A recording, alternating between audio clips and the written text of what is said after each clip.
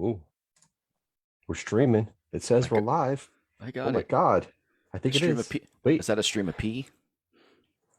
Well, after I drink some of this, it will be multiple of these. I will have a string of pee going on somewhere or another. I mean, shit, yeah. But hello, everybody. It's the Four Guys Roundtable Show. It's moi with these two jabronis right there. See, on my screen, they're up there. I'm on the bottom of my screen. That's where you are on my screen too. On the bottom where you belong. Oh. Okay, that's fine. Darth Pat, Coach Jeremy. We have a fourth person. He's MIA. We don't know where he's at. I think he's home. I really do. I think he's home. I think he just wants to watch the Steph Curry against the Sixers to see if he breaks was it Ray Allen's record he's close to? Yeah. I think he just wants to he's dissing us for basketball. That's okay though. I don't mind. Whatever. It is what it is. He's probably also a little upset because I think I saw that Notre Dame beat Kentucky. Yes, they did. They did. He definitely checks the score, so he will know. Well, yeah, I've barely been paying attention to college basketball yet. So that team Illinois played Arizona today. They had a chance to win, and they had some mental lapses in the final 2 minutes that cost them the game. But that's always fun. It is what it is. Still, season's still young. They're 7-3. I can't really complain too much. Yeah, there you go. That's a positive attitude. Yeah, shit. My team lost twice in that tournament that they ran a couple weeks ago and got beat by double digits in both games. But then they rebounded to beat Michigan in the challenge, which and they beat them pretty handily, which kind of surprised me.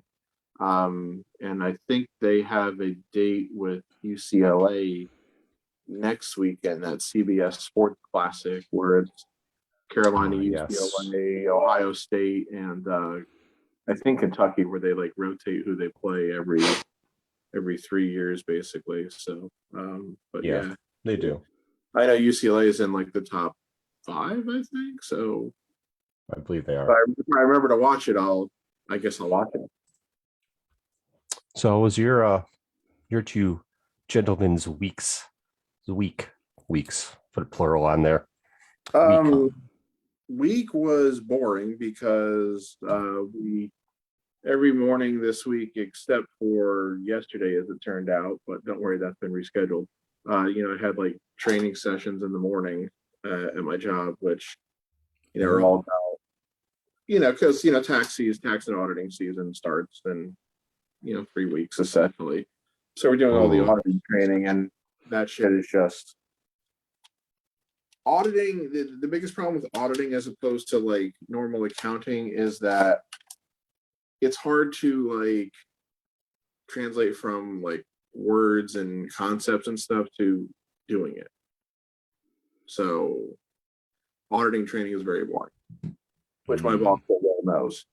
He even said at the beginning, he was like, this is probably gonna be pretty boring, but it's got to be done. So I can bet that it is boring. Yeah, so that was that. And then yesterday when I got home, because I didn't see it before I left work yesterday, I saw the news that Michael Naismith of the Monkees passed away. Yes, I did see that as well. Believe it or not, that really hit me pretty hard because you guys know I'm a huge Beatles fan. Mm-hmm. Yes, I knew about the Monkees before I knew about the Beatles. I used to watch the show. Right, the show. It was cool. When they did like the big first massive rerun there on. Everybody said it was on MTV, but I always remember seeing it on Nickelodeon, and those networks are owned by the same parent company. So, but like seeing them on Nickelodeon when you're like 6 or 7 years old, it was there was definitely like these guys are funny, these guys are cool, you want to root for them, blah blah blah. And Mike was immediately my favorite because even at that age, like he had the most kind of like driest or most sarcastic personality, and was really was pretty instinctively the leader too of the group. So and then when you get older, you realize you hear all this stuff, of course. Oh, they didn't really play their own instruments. Well, there's big complicated history behind that, which I'm not going to go into. I mean, you can look it up if you want to. But, Mike Naismith was a real musician. And, he was like big into like a lot of people say he was a pioneer of like country rock, which he was. And then, of course, there's always the thing about, well, his mother invented whiteout, which is essentially true. His mother did actually invent like liquid paper because she worked in some kind of an office where, they needed to come up with something like that, and that they did that. And then Mike is sometimes credited as founding MTV. And what they mean by that is read that before. He developed a TV show, which was basically like a show that showed music videos. And music videos had existed to some extent since like the mid 60s, when the Beatles started doing like promo videos for Ed Sullivan rather than constantly flying over to do Ed Sullivan live. And other groups started doing stuff like that too. So music videos like already existed, but Mike Naismith put it like, came up with the concept of putting it all in like one show and everything. And he like sold the show to Warner Brothers, who basically developed MTV out of it.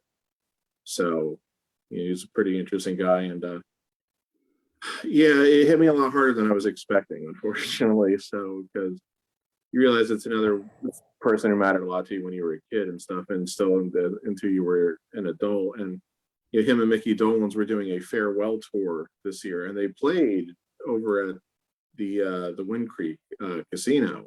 Mm-hmm. And when I saw that they were playing, I said to my dad, "Hey, you have any interest in going to see this?" And he said, "Sure." And I looked up like what they had like availability wise and everything, in between the prices, what availability they had left, and just still like ongoing COVID concerns about being in a crowd like that. I said, "Nah, won't bother." And now, of course, I regret not doing that. So, because that probably would have been pretty good. They played their last show like 3 weeks ago in LA, and he just passed away. I mean, I knew he had heart troubles a few years ago, and I think that's what sounded like killed him. So that was my week in terms of the sucky part. The good parts were I'm finally starting, my decorations up. You can see the wreath behind me with all the Star Wars ornaments. I don't know if you can see the Star Wars ornaments on them. They look like lights. Well, I can see the Death Star in the middle. Yeah. If I got up and Death Star. if I went and dragged the phone over to it, you could show. But this is what I want to show you. Like, I'm realizing that my ornament obsession is getting a little ridiculous here.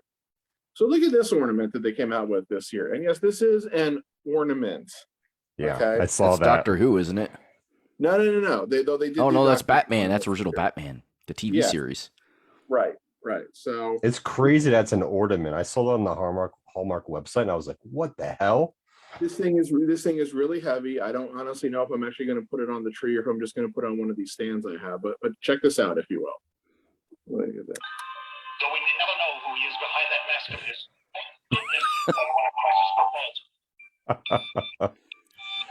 That's so dope. That's so awesome. Wait. Did they slide down? Come on, tell me they slide down. That would be awesome. And the door opens. That is fucking sweet. Oh man, that is awesome. That is cool as shit. So I'm showing this to my parents last week, and my dad, of course, finds it cool. My mother, of course, looks at me like I'm insane. I think it's cool as hell. The other problem I had was like my parents didn't remember to bring over like extra ornament hooks last weekend, so I had to order some online because I couldn't find like any in any store. And the hooks I ended up getting were like pieces of shit. They work for some of the ornaments, but they sure as hell won't work for something as heavy as that. So I went back to the Hallmark store today after I picked up my car from inspection, and I got these ones that they'll definitely stay on more, but they also don't one of have those type. They also don't have a lot of space in terms of like hanging and dangling and shit. Should have used a paper clip. Paper clip's heavy enough. Yeah, it's definitely something to put on a table, bro. I just don't think that it's worth trying to put this on the tree, because one of the other new ornaments. There we go. One of the other new ornaments. I was breaking it. Was like this, like kind of like heavy pewter Millennium Falcon. Oh, I saw that too. That's cool. They did a heavy pewter AT-AT last year. This year they did the Falcon. So I had the Falcon on this like really shit hook, last night, and like went to go put it on the tree, and went boom, fell right off. So I'm like, Yeah. but it's hanging on there now with the Hallmark hook. So I obviously had to put it on like one of the very bottom branches. So it's like the branch is like drooping like this. And just so everybody knows, our bald bitch friend AJ has now joined us. Hey, He has shown his face. So AJ, real quick, because if anybody who tuned into last week's episode is aware, I made a reference to the Bee Gees song "I Started a Joke" because you were watching the NXT event, the take. Oh, I'm sorry, that's not called that anymore. The NXT event. So I said that I made reference to a lyric from that song and said, unfortunately, the joke will probably be on him watching that event. So was it? no, actually, it wasn't bad. Okay. Like No, the women's War Games match was a train wreck, but after that, the event was actually better. It was better than I was expecting. Like the non-War Games matches were actually good. So Now, do you think having low expectations helped you enjoy it better, or no, I'm just trying to get the sense of what NXT is right now. So I mean, it's still Pure developmental. Johnny's gone. Kyle O'Reilly's gone. I mean, two of the guys that were in that match that made me want to watch that match are gone. So, I mean, they're going like this way slowly. Like, I don't even really, I'm not like on the Braun Breaker train yet, either. I don't think he's all that yet. A lot of people seem to think the guy's great, and I don't think he's anything special yet. He's got the look, but he doesn't really have anything else going for him. He hasn't been in a match where I'm like, oh, I can't wait to watch this guy wrestle again. Like, he hasn't done anything like to impress me other than be a Steiner. So I just told Joe last night, I think, or 2 days ago, I think Carmelo Hayes is better than Braun is right now. I think he's the star on that show right now. So Yeah, he is. I don't know if I'll be watching it 6 months from now. There's not a whole lot of reason for me to watch it right now. Mandy Rose is terrible. So let's put the title on her, then let's put her in a War Games match. And she basically did nothing in the War Games match. So what was the point of putting her in this match again? Yeah, she didn't do much. She really did. Fun. What? She's part of a faction. That's the only reason why she's in there. Did they put her in there for fun? I don't know. It's just she didn't really need to be in the match. Like, they didn't have the right people. They don't have the right people anymore. It's like the War Games match is good if you have the right people to be in it. Not all the men were the right people to be in it. If you don't have all the guys that are fit in it, it doesn't come off well. It was the worst NXT War Games men's and women's matches they've had so far by far. Like, they were worse than the previous iterations. So I think no more War Games. After this, I think that should have been the last one. I don't want to see it again next year. Mm-hmm. So They'll probably still do it though. no, they probably will, because they still do Hell in a Cell and Elimination Chamber, even though I don't really need to see that every year either. I just had this conversation with Jay on the way home. It'd be cool if they did Elimination Chamber once every couple years, just throw it out there. But I don't need to see it in a pay-per-view every year. Yeah, I mean, people love it though. The masses love it. That's their moneymaker. The masses. We're the minority. They're the masses. They probably have the attitude that, like, we've got it, we should be using it. Yeah, But if absolutely. but the masses is what they're appealing to. But if you can't sell an arena or get anywhere, you can't sell half an arena for Raw right now or SmackDown, then who are you really? Who do you need to start appealing to? Because you can't sell out the half arena to Raw for shows right now. That's another topic for another discussion with that. Ticket sales are down. We're losing money. They are. They're like, Bring in Brock Lesnar. That'll fix it. Let's release everybody. That'll fix it too. Last night was the first time in WWE history they've given Brock Lesnar the microphone twice in the same night, and he was actually entertaining both times last night. I was like, holy shit, this guy is actually not terrible on the mic. What is going on here?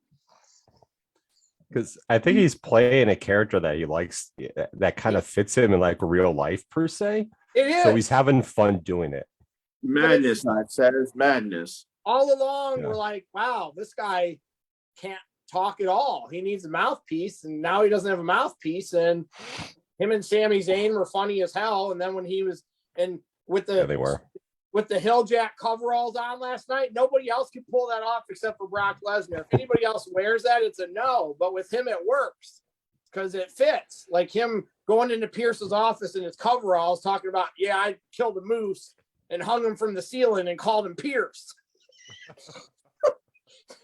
Like That's that Montana Canadian attitude right there. I just Saskatchewan.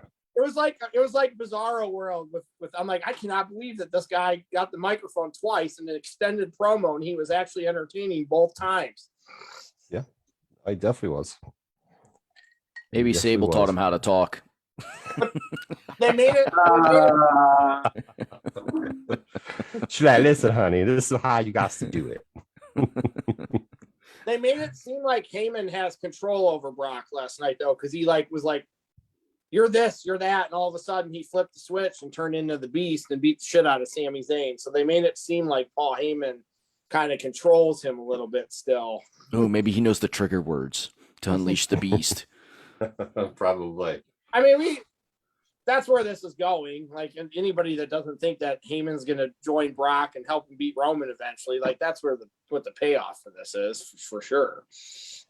At least it should be. Oh, but Yeah, WWE doesn't do a whole lot of like reverse twists anymore. They're Well, pretty straight to the point. not just that, but that would be trying No. to do a double switch, which is hard enough to do anyway. So who knows? Yeah, definitely so. I've given up trying to figure out what they're doing. So I mean, What did you just pop in your mouth there, senor? piece of a candy bar. Oh. Mm. So, Pat, behind your left shoulder, does that door take you to your bathroom? Yeah. See. So Yeah. I see you have one of those, like all apartments do, one of those generic nipple lights. You know what you should do with that nipple light? You should hang a mistletoe from that nipple light. That's what you should do. Oh. And then when your mom comes over, you can kiss her. I mean, that would be the dumbest place to hang a mistletoe. Okay. Well, Because this is my office, which has become increasingly sparingly used anymore. I haven't been spending a lot of time in this room over the last couple of months, except for when we do this podcast. It seems like so. Or midnight porn time. Nobody's going to be walking back. Nobody's going to be walking back and forth, through there. So, do you have one of those nipple lights that leads to your bedroom by chance? no, not really. You should put a fake one up there and put a mistletoe from there. So when the ladies come in and out, they have to, do the duty. what ladies? His sisters. Yeah, neither of them come over here either. And Pat's not going to kiss his sisters. This isn't West Virginia. Come on. Oh, Well, that could be. You just never know. I was in New Tripoli today, and could have. Sure, there's some people over there that are kissing their sisters. yeah. Not, I will agree not with in that the, one. I love my sister. I'm more in like I love my sister. Fantastic. Oh. And not in my stepsister type of way, in my real sister type of way. Where's New Tripoli? Is that in Pennsylvania or what? Yes. That's another one of those ones that they probably don't say it right either, or it's New Tripoli, but they're probably like, it's New Tripoli, right? New Tripoli? Probably. They probably do. They probably do. Because, Tripoli from World War One. That's how everybody knows that word. So, What kind of candy bar are you eating, Pat? Reese's Fast Break. Oh, I was just about to say the fast break. It looks like a fast break. Is it a king size? Is it the big Jagundo? Yes, it is, because I was at Wawa. So. There you go. Gotta get the big in. Don't go for those little tiny candy bars. Get the big in. Treat yourself, Pat. You deserve it. I don't know why. Because you're Darth Because Pat. you said so. That's why. So as you guys know, I was in the West Coast this week for work. Yeah, we have to hear about the trip. So here's the thing.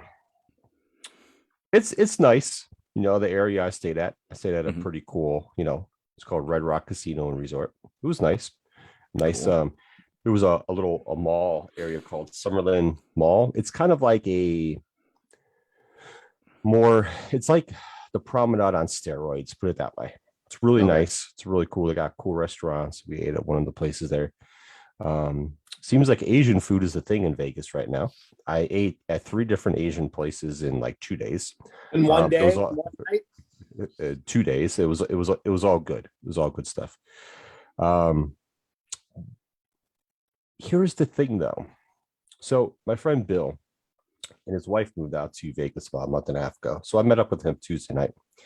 And he took me to the Strip. We ate at this cool place called My Best Friends. It's an awesome place to eat. Good alcohol too. And then we walked the Strip. They showed me around. Here's the thing. Like, it was cool, but I didn't get a wow factor from it. From the Strip? Yeah. Like, I didn't get a wow factor. Like, it's all the lights and all that stuff. But it's just weird. I guess it's different for everybody. Like, it was really cool. Don't get me wrong. Walked around, saw the T-Mobile Arena. We passed the Allegiant, football stadium. It looks like the New Age Death Star. I took a bunch of pictures and stuff like that. I posted the Bellagio with the fountain on Facebook and our Instagram page. The fountain stuff. So everything was cool, but it was just really, it's weird. Like, it was cool, but at the same time, there was nothing that like jumped out and like wowed me. You know what I mean? It was like there was lights, but it wasn't like this spectacular thing. It was just like, it's here. So I don't know. I guess it's different for some people. I was like, it's my first time there. So I was like expecting a lot. I guess I think I was expecting too much, but overall it was a cool experience. We walked the Strip. And it's kind of like my friend Bill says, we're going to walk this part and we're going to walk down this one section of the Strip. And then when we get to the end, we pass Bellagio, we crossed the street over where I think it's Bally's and Flamingo. And we came up and it's a whole different world. Like, each side of the street is like totally different. It's like going to Manhattan and then going to the Bronx. It's kind of like, it's legitimately like two different things. So my friend Bill, his wife likes the Cosmopolitan. So we go into the Cosmopolitan, and it's like 3 floors, right? We're in the 2nd floor. We're going downstairs. As we're going downstairs, here's these 4 big fucking security guard dudes dragging this guy. He's got his cowboy hat on, he's drunk as shit, and his pants fall down. So everyone's getting a frontal and a rear, show from this dude. And the guy's trying to like pull up the dude's pants, and he's like wiggling himself so they can't pull up his pants. I was dying. Everyone stopped. People started taking pictures, and I'm like, well, welcome to Vegas, Joe. We got some crazy stuff going on. So that was the first thing. The second thing that was just crazy is like, this week is called, from my coworkers at the Vegas office said to me, it's Cowboy Christmas. So George Strait played, Carrie Underwood played Wednesday night. There's a big rodeo that was in town, and every casino we went in, it was cowboys galore. All the country folk were out, and which is fine. It's cool. The females, though, they tried to mix the country style with Vegas style. Some pulled it off very well, and some failed miserably. Ridiculously miserably. There was this one lady. She was with her cowboy. She had a pink suit on. Her pants flared, and she had rhinestones going down the side, right? And in the middle of the rhinestones, she had like these tassels, and her jacket was all rhinestone and tassel up. And then she has this big black cowboy hat on, and then her suit jacket was buttoned up so far, and she had the puppies out with just a straight laced bra. That was it. That was all she was rocking. And I was like, kind of sort of works, but not completely. But yeah, so there was a lot of interesting people. People tell my friend told me that you will definitely figure out who lives there, who's a tourist, and who the strippers are. It's pretty obvious for the most part. When we walked down and crossed the street to the other side, which I'll call the Bronx side, there was this guy there with a Latino lady, and he was like kept talking to everybody. So we get up to him, we're passing him, and there was this couple in front of us. He's like, "Hey guys, what's up?" We're like, "What's going on, buddy?" And he was like, "Hey," he goes, "Who's looking for a good time tonight? I got a limo parked around the corner, and you could come with me and my lady. We There's can go the to pimp. strip joint. We could go to the strip joint. We could go to strip joint and have some fun." So there was this guy in front of us walking with this girl. He goes, "What do you mean?" He goes, "I ain't going with you in a limo. That's around the corner." He goes, "Once you get around the corner, you start trying to stick shit up my ass. You can fool me once, but you can't fool me twice." He goes, "Never mind. You could probably fool me twice if it's really a good time." And this guy was just like going on. It just made me laugh. It was funny. We saw some, definitely saw some interesting characters. Went into this one little mall, and my just interesting stuff. It was cool stuff though, but just interesting atmosphere for the most part. I mean, overall it was cool. But yeah, it's kind of like, I'd go back to visit my friend Bill, and I'd go back to for work wise, but yeah, I don't know. You didn't do any gambling?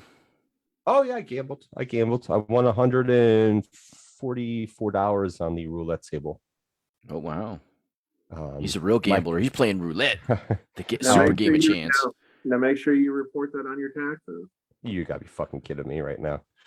So my coworker Kevin that works at the Vegas office, I had a good time. We were talking about a lot of stuff. We have a lot of things in common actually, and he was showing me like a specific way to play roulette. And I'm like, all right.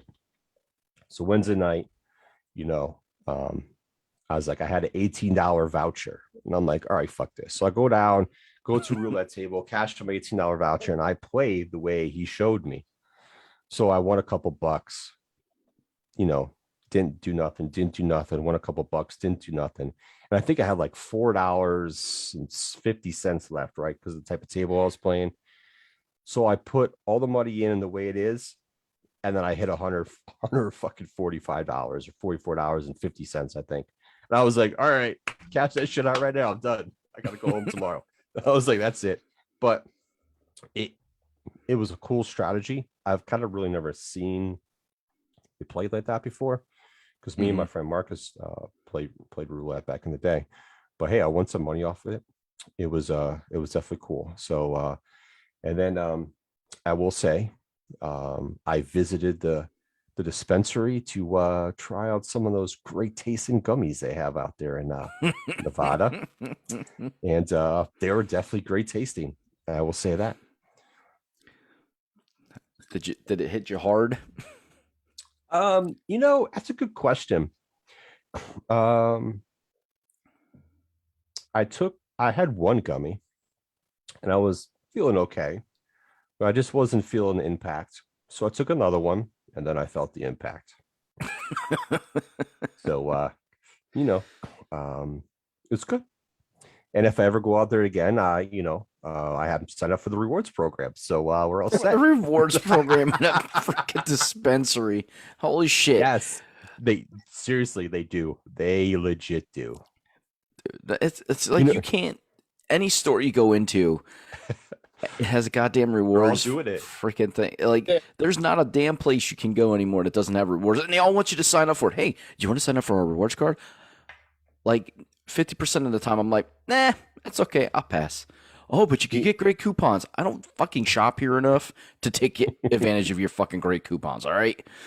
I'm in here once a year. No. It's definitely interesting how some of the places, I went on the website searching, Googling stuff, and seeing how some of the dispensaries are set up. So I went to a 24-hour one, And they were super nice. You go in there and you're like, hey, this is my first time. They're like, oh, so I'm here for a business trip. So, they're like, okay. So they asked me for my driver's license to make sure I was of age. And, she's like, hey, we rewards program if you ever come back. Because I went on their website and you could do like a curbside pickup. You could legit do a curbside pickup or whatever.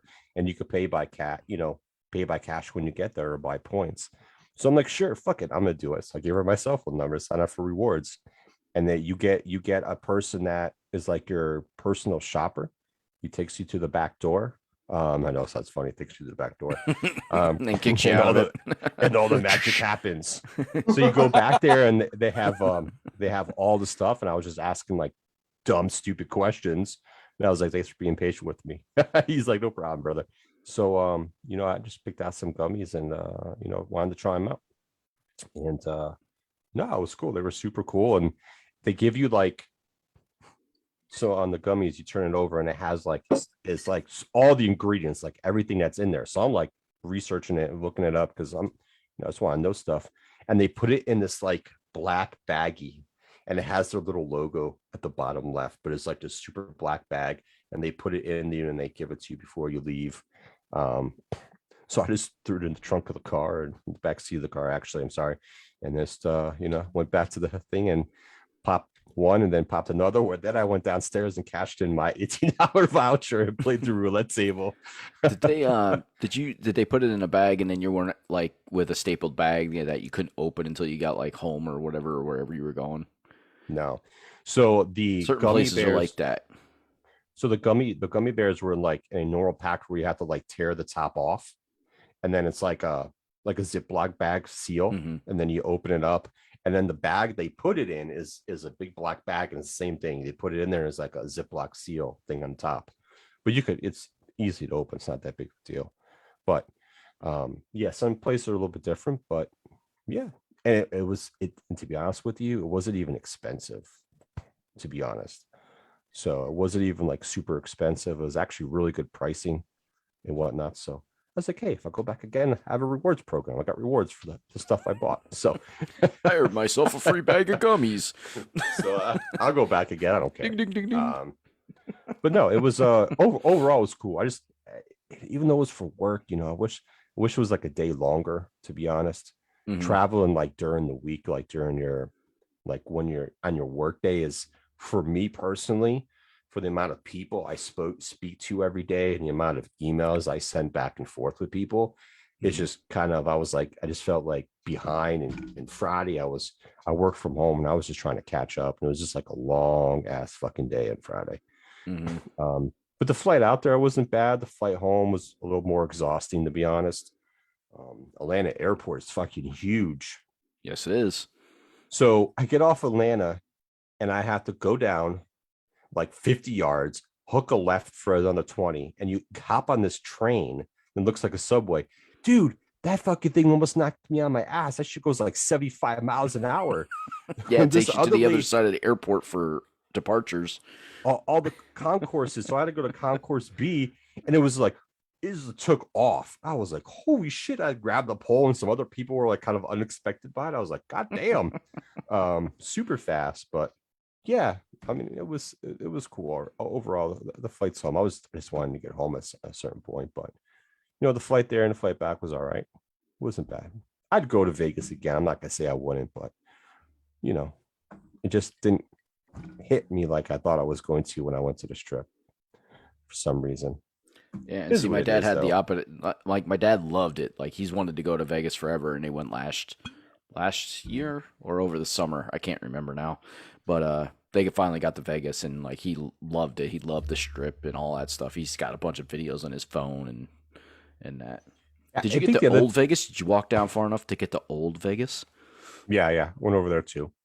Definitely did. I think the biggest thing, like when you go out there, besides going out there, like if you're not one to gamble, you really need to go out there and like go to a show or something. You gotta go out there and do something. They have a lot of stuff to do. The Hoover Dam. Yeah, it's like a 3-hour drive. I think it is, or something like that. Yeah, it's quite a way. They have all kinds of different stuff to do, but it's if you're gonna go out there, plan to go out there when there's like a show that you like, that's going on out there. If you're not a big gambler, and like try to like set yourself up for some other Four stuff. Guys Roundtable show should go out there for a live Vegas show. We'll do a live Vegas show out there. That'd We'll be spend a fucking couple days awesome. out there, and we'll go watch a burlesque show. We'll go catch a burlesque show. Let's go. I knew you'd be down. I'm down for that. Pat, The only time I'm going to Vegas is when AEW is there for Double or Nothing. That's probably the only time I would ever even think about it. I'm not surprised by that answer. I was gonna say, why does that not surprise me that that it be related to a wrestling show? Yep. Not surprised. But overall, I mean, it was a cool week. It was good. Yeah. I definitely had fun. Yeah, my week wasn't bad. Co-workers over I there can't was complain. super fun. So We got. I told I'm lucky, guys. For her birthday, Nicole wanted floor seats to Dynamite, so that's what I got for her birthday. We got floor seats for the Dynamite in Cleveland at the end of January. Oh, nice. that's Fantastic. definitely cool. It'd be fun. Oh, and to you other guys, Pat and Jeremy, my coworker Kevin, that I have a lot in common with, is actually a huge wrestling fan, and he is friends with Scorpio Sky, and he did some wrestling back in the day as well. And he likes to mix it up with wrestling talk. So we had some good conversations while I was out there. He's a cool dude. He definitely is. Mhm. So I'm like, oh, great. When you watch the podcast, I gave him the link to the YouTube and whatnot. And so he subscribed to it. So he's gonna watch, and I was like, "Yeah, just watch the guy AJ. You'll have a lot of fun talking wrestling about him." He's like, "Cool, I like to mix it up." He goes, "I don't care." And I was like, "Oh, here we go. We'll have a fun-filled episode of Professional Wrestling with these two guys over here. I'll just get some popcorn and sit back and smile the whole time." Nice. No, he definitely wants to come on and talk wrestling, at some point. So that's all I'm gonna let him know. All right. For that episode, I'll zone out and pretend I'm doing something else. All right. Well, with that being said, which sounds like that'll be a lot of fun.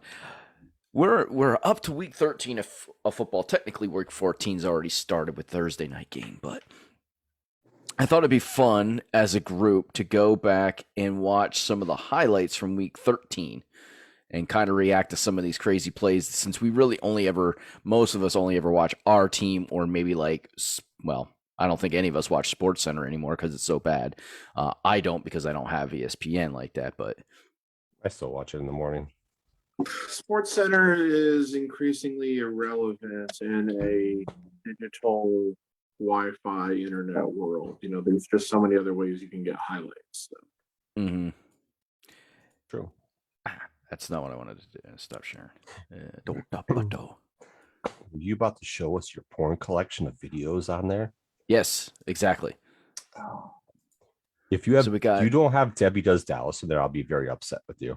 I don't have any kind of inappropriate material on this laptop. Well, If I did, it would probably be crashed.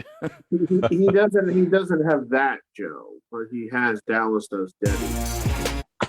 Ooh, God, I get so sick of seeing these That's even damn better. betting freaking commercials for everything. Anytime you put on anything sports related, it's like, hey, you guys want to bet your money away and lose all your life? I'm like, no, I don't. I don't want to bet anytime. Anytime you put anything on YouTube now, you see a fucking. All right. So what this is this is the NFL's top 15 plays of the week. So it could be I don't know what plays we're going to see. So this ought to be interesting. So we got what? New England against the Bills, huh? I think All I right. saw some of this. I'll bet it was a running Oh, play. geez. Untouched for A how running many play? yards? A running play? Nah, not gonna see that in this game. Holy shit. That dude didn't even have anybody. Nobody even touched him. Oh, here we go. I Atlanta don't and think- Tampa Bay. I don't think anybody breathed on him. Oh, that was a nice grab. That was decent. That was a pretty decent grab. Was Yep, that Leonard one- Fournette. Was that? Yeah, Leonard Fournette. Yep. Got me some fantasy points there. Still lost this week though, so it sucks. And so, we're at number 14. That's not that great of a play. It's decent. It was a It's good just because grab. of the- Oh, it's just It's ooh, tough hey. for Leonard Fournette. Just a sec. The Broncos are getting a play, I think. No, Maybe. No, but just a sec. It could be. Oh, it's going to be picked. It's going to be a pick six. Yeah. Oh no. It's going the wrong way. The motherfucker threw it to the defense. Where was Oh. the dive attempt? I'm glad they Oh, put so much what the effort fuck into was it. that? I don't know what the hell kind of dance that was. You Looks trying like he to was playing. update some You trying to update That some was- Dion shit right there. That was the look at me Let's dance. see. What do we got here? So we got who is the hell? Seahawks against the 49ers.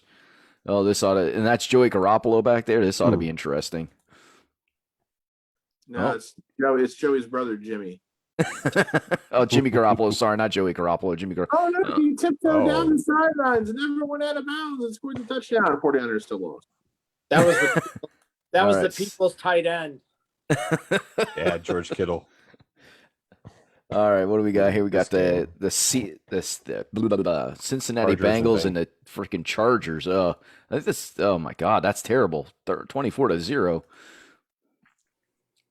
Let's see. I think this is actually that's a good bomb. good Oh play for wow, them. that was a Yeah, nice yeah. catch. Like, man, shit, Higgins went up for that shit. Cincinnati still lost the game.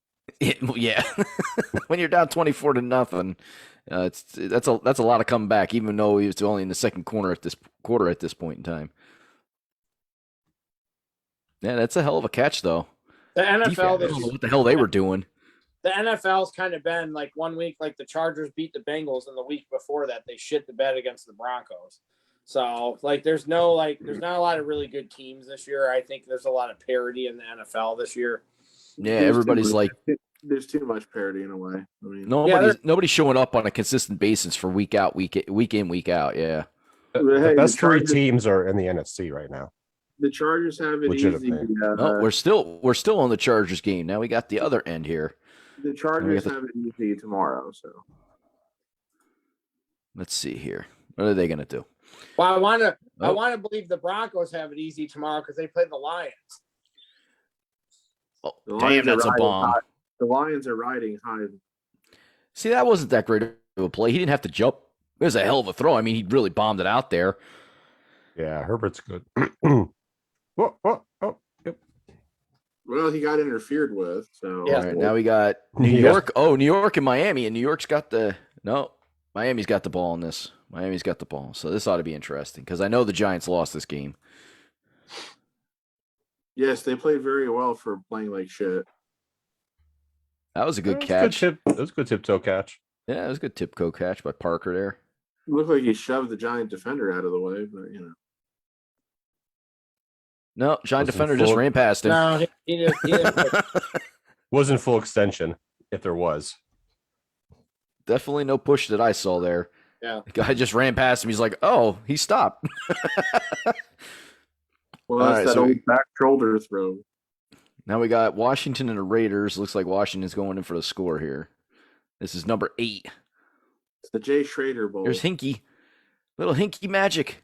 That was a nice tiptoe one-handed grab for Thomas. who then got killed later in the game.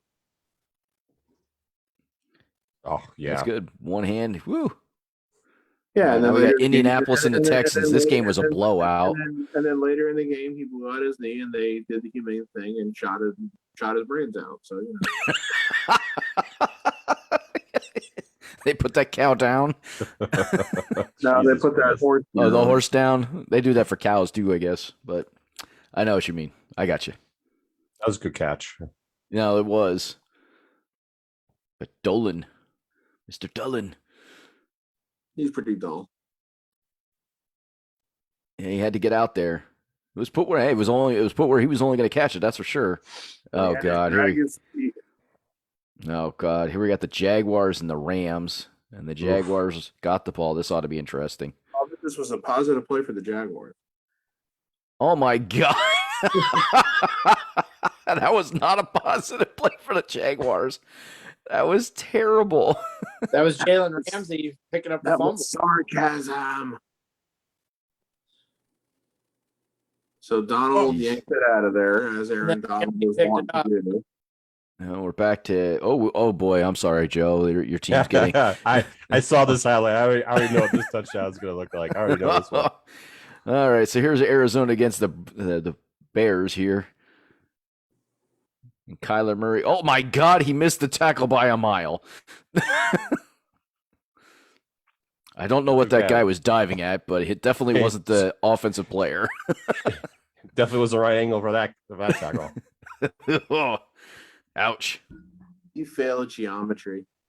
Oh, that is sure like a legit replay. Oh, look at that. Oh, one-handed. Oh, you whiffed. Good whiff there, buddy. Not Yeah, even he sure who didn't. that was. That was bad angle. Yeah. All right, well, we got Dallas and the Saints. Ugh. Could it Oh be my an God, interception? That was a made the good catch Cowboys- right there. No, that somebody was a made- good catch. Somebody made the Cowboys wear their blue jerseys for once. Why don't defenders try and push guys out of bounds now that there's no push rule? I don't get that. They haven't adapted yet. I mean, it's been how many years? Yeah, I was gonna say it's been at least 3 years where they got rid of the no push out rule. Well, they're slow. Yeah, because shit, like he was close enough that he could have pushed him out. Yeah. I mean, he is kind of trying to push him already, but They're not going to like to Not a hear good me effort, say this, though. But that's one of No. the reasons they're on defense and not playing offense. wow, they had to show this one like 4 times. All right, what do we got here? San Francisco. Oh, and the Seahawks again. This was a This good is- fake punt. Oh, direct snap to the fullback or halfback, whatever position they call that in the punt Look at that. formation. He is Oh, gone. and he takes it to the house. Damn. That was a good play. Still not the worst fake punt that San Francisco ever gave up. Oh, we're back to Dallas and the Saints. Saints are throwing the ball. What the fuck happened there? What the hell was that shit? Interception. It was an interception. I think the Yeah. receiver got killed before the ball got to him. Well, I mean, that's the risk they take. And oh nope, receiver never got hit except for the guy that was chasing him. Tipped it no. backwards. Okay. Went off his hands and off his helmet and off his Oh, other okay. hand. And That guy's out of bounds. I'm watching this. Like now we're getting a third replay. he's got it. That's a catch. Nope, he's got It's so dragged. It's so That's a drag. Yep. I mean, they would have had to review it. Oh, just a sec. Oh, this Now- will be the Lions. This is the play. This definitely was by far the play of the week. So just to preface it for everybody that might be listening to this, is we got the number one play from this last week of football is Minnesota and Detroit on the final drive of the game. Detroit's got the ball, and nobody covered the wide receiver for for Detroit. Score, and Detroit gets their first win. And the D-backs are like, we're a bunch of D-bags. We're gonna just leave the field now. Yeah, that was not good. No. I could not believe they did not cover them better. Like, that was absolutely insane. Like, Well, this yeah, guy just runs an up route. You got to remember, sometimes when you suffer a very embarrassing loss, you get retribution. Maybe not immediately, but soon after. Like, I mean, the Giants gave up the Miracle the Meadowlands 2 punt return that one year, but the next year they won the Super Bowl. Or Virginia became the first number 1 seed to lose to a 16 seed in the first round of the NCAA tournament. But next year they won the NCAA tournament. That's So, not happening to the Lions. So They're not suddenly going to the Super Bowl next year. He's talking about the Vikings. I'm not talking about the Lions. Oh, I'm talking sorry, about the okay. Vikings. So I'm saying Vikings fans, you need to ride this to the Super Bowl next year. Yeah. On a Vikings- personal note, I hope it doesn't happen because fuck you, Vikings. And right The now, all Vikings. Go ahead. The Vikings don't know how to finish. They're terrible. Like they've lost multiple games in the fourth quarter. Like they probably should have 3 more wins, but they don't know how to finish. They almost let Pittsburgh back in the game the other night. They were killing Pittsburgh. And Yeah. I saw the score at one point in that game, and then I saw what the final was, and I said, "Huh?" So the Vikings it's also a history that's pretty well cursed by losing and losing spectacularly sometimes. And again, they're 0-4 in the Super Bowl, which is tied with Buffalo for being the worst Super Bowl record of all time. They had what everybody thought was the great team there, and in '98, and then And Gary then Anderson, who hasn't missed a field goal all year, misses the kick, and then so the Falcons go to the Super Bowl. Then they Yeah. had a couple years later the NFC Championship game against the Giants, where the Giants just obliterated them. So the Vikings always have a tendency to trip over their own shoes, which is why I like when they pulled off that win a couple years ago on that the Stephon Diggs play. It was amazing. Yeah. It was amazing because it's like, oh my God, they didn't fuck up for once, but yeah, they still didn't do anything after that. But yeah. And at the end of that game, all the Vikings fans, when they lost to Dallas, lost to Detroit, were like, I forgot to share. No, I'm such a dick. Oh, that was terrible. Yes, fuck up, We'll technically. Yeah, we'll try. Yes, I did. Was that a minion? Yes, that was. You did to play a minion on our show. Oh man, but yeah, the Eagles. And I must say, I got to talk about the Eagles because, Jalen Hurts. They made the game time decision not to play him, which I don't know if that was good or bad. I couldn't tell you. I don't know if it's going to hurt their team or make their team better. But everybody got to see Gardner Minshew play, and Minshew Mania went off. Oh, did you see after the game, him and his dad, like he was like super like stoked. I'm like, dude, calm down. Smoke a blunt or something. Jesus Christ. He was like, I thought he was gonna kill his dad for God's sakes. I felt bad for his dad. I'm like, Jesus, calm down. Yeah, his dad evidently has made every single one of his games. Like any game he has ever played in, his dad has been there, which is crazy. But yeah, it's just it's what from a perspective of a fan of football, and being an Eagles fan on top of that, it was nice to watch the Eagles be able to put together a balanced offensive attack. Like they could pass the ball, they were running the ball. Where when Jalen Hurts if they try and pass the ball, it's like, oh my God, is he going to complete the pass? Is he going to throw it to the right guy? It's so scary to watch him throw the ball because you just don't know what's going to happen when it's released. So it was nice for that aspect. Now, am I going to say I'm a Gardner Minshew fan? No, because I know he has limited capabilities, and he's not going to be the quarterback that you're going to build a franchise around. He's just not that. He's a good backup that can come in and you have a possibility of still winning a game. Like that's the kind of quarterback he is, and that's fine.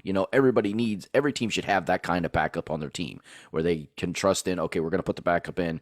We're still going to be able to compete in this game. Well, the two things I would say is, number one, I totally understand the reason he was acting like that. It's not every day you beat the New York Jets on the football field. That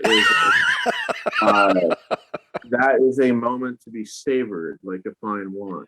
Well, the Eagles have never lost to the Jets. Every year that they've played them 11 times and never lost. That's crazy. And two, Gardner Minshew, like you're saying, he is one of those guys that what he can do and what he will do at any given time because he has what they call unlimited downside. Wow, that just sounds terrible when you say that. He's got unlimited downside. Well, it's not that I meant it to sound terrible. It's just that somebody's got to make the funny comments on this show, so it might as well be me. Yeah, I see. Okay. I'm feisty tonight. I don't know why. Probably because it's 2 weeks before. He hasn't told us, but he's got a girl coming over. I bet you. He's got a girl coming over, and he's feeling a little randy. His hormones are kicking in. Trust me, if I had a girl coming over, you guys wouldn't. Oh, okay, good. Oh boy. I'd say I'd have some cousins I could hook you up with, but most of them are either taken or live up in the mountains, so they're nowhere near you. Ooh, you could become a mountain man. Those are two unfun things. Though it was funny, grid, Pat. Though it was funny, my aunt was trying to hook my oldest daughter up today. She's like, I could find you a nice young man. I'm like, oh my God. Because she's like, why is everybody trying to hook me up around here? I don't know. How old is she again? 23.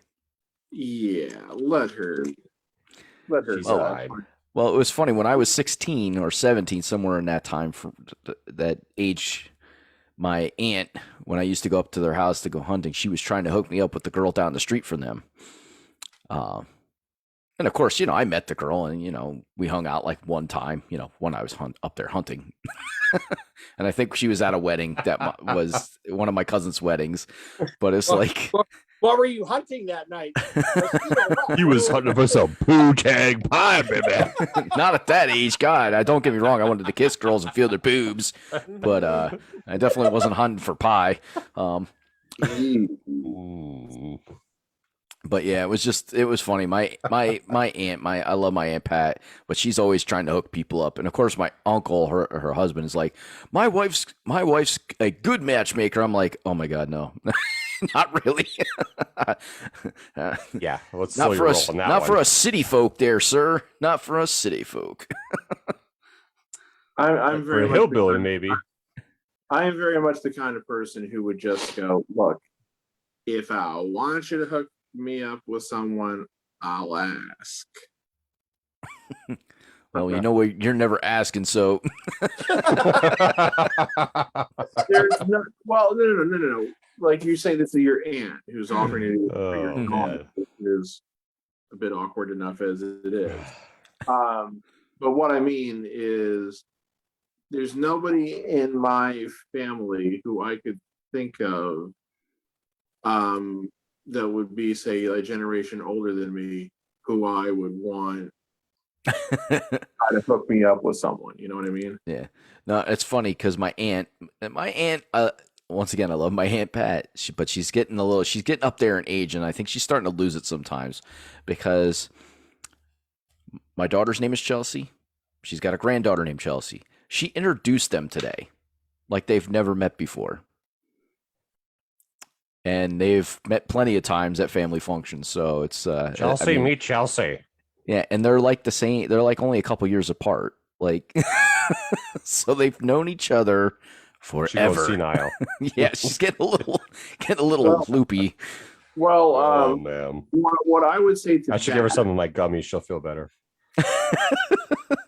Well, what I would say to that, being worried that your aunt's starting to lose it, is you don't have to worry completely until you're like sitting together at like the dinner table and she's staring at you for like 5 minutes without saying anything. And then she finally goes, Agnes, I ain't seen you since First Communion. That's when you worry. Yeah. Well, oh my God. I mean, I know I don't have to worry about her. She's always called me Joe, which is my, what they call my dad, because me and my dad look a lot alike. So she's always done that one. But it was just very interesting to hear that she introduced the two Chelseas to each other today. So that makes me worry a little bit. She's she's not even really that old. Like she's, I think 78. So she's not even 80 yet. Oh, don't worry. My dad's 78. He turned 78 in October, and he's doing the same shit. Yep. It's the right time for it. Don't worry. It's the right time for senilism. Yeah. If that's a word. Breaking news. Oh. Our long-awaited national nightmare is over.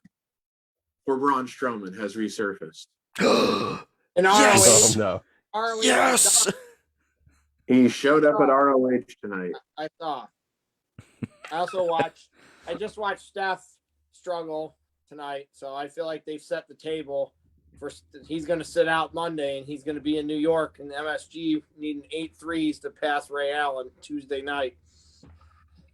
Who do they play next? Before New York? They play the Pacers, but I read he's going to sit. It's on the struggle bus. There's been a lot of talk about this past week about players resting themselves during the season again.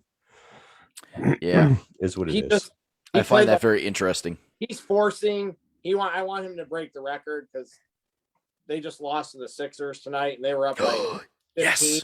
in the third quarter, and he shot like shit again tonight. So he's like forcing now because he just wants to break the record. So like I hope he just gets it over with now because. No, the Sixers needed that win because they That'd be lost sick. like by double digits to who'd they play the other night? Shit, I can't remember. But they lost by double digits, and I was like, oh my god, like that's terrible.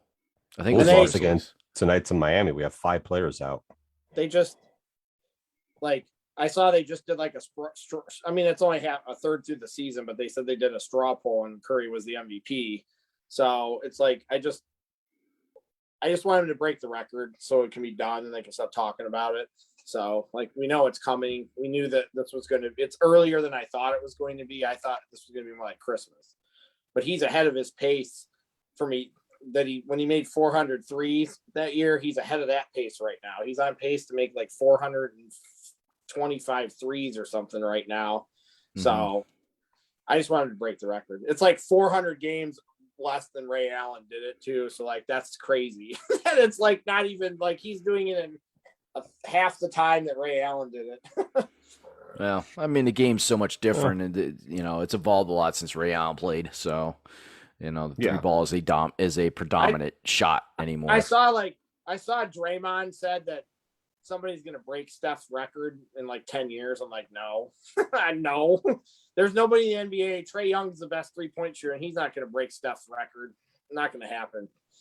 So yeah, it probably won't be in 10 years, maybe 20 when another group of young kids. I don't think it's going to happen in our lifetime. So he's. Well, I plan to live until I'm 100, so it'll fucking happen. I'll plan to live long. I've already broken the record that Steph broke. Sure, Pat. In some alternate universe that might exist out there. In the Pat multiverse. You actually can shoot the ball, that universe? Yes. Can I shoot the ball in that universe? Well, there's got to be some universe where I can shoot the ball. Right? And there's some universe where I'm yes. where I'm 6'6" too. So I mean, the statistical probability of me not being able to shoot in every universe it's got to be small. So like, there's got to be some universe. I mean, I'm probably in a universe where I'm a porn star, so that's fine. I'll take it. Yeah. Joe, oh my God! Speaking of porn stars, why don't you just shut up? Oh, I can't. And speaking of porn stars, one of my cousins was rocking the. I don't know why this is making a comeback, but he was rocking the porn stash. Porn stash. I have no clue, man. No clue. He just I see came some back guys from, down here rocking, and I'm like, oh God. Yeah, he just came back from. I think he's on leave right now from the Air Force, and that. But yeah, he's rocking the porn stash. I looked at his dad. I was like, what the hell's on his face? Like, I can never do the porn stash because I can't get rid of. I don't never want to get rid of this. Like I can't even tell you my your beard. Wolverine chops. Yeah, I can't even tell you the last time I clean shaved, man. It's been years, like eons. I think you should shave off. I think you should go for the Wolverine look, like shave it down like in here and get the big mutton chop stuff going on. As long as you don't do that shit I did when I was trying to be Triple H. Don't ever do that. I think Joe has a little problem with that. He doesn't have the connector hairs on his going down. Yeah, they're like it's like thinner in this area for me. That wasn't my finest moment when I had the Hilljack beard.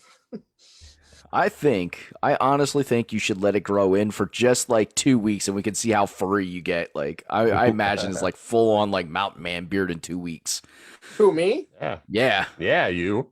That's the longest I didn't like. That was like 2 weeks or 2.5 weeks when I did that. That's the longest I went with. I can't do it because my face starts itching and it annoys me. It drives me nuts. I tried. You gotta get some beard oil. You gotta get beard oil and you gotta get past that itch. Once you get past it goes away.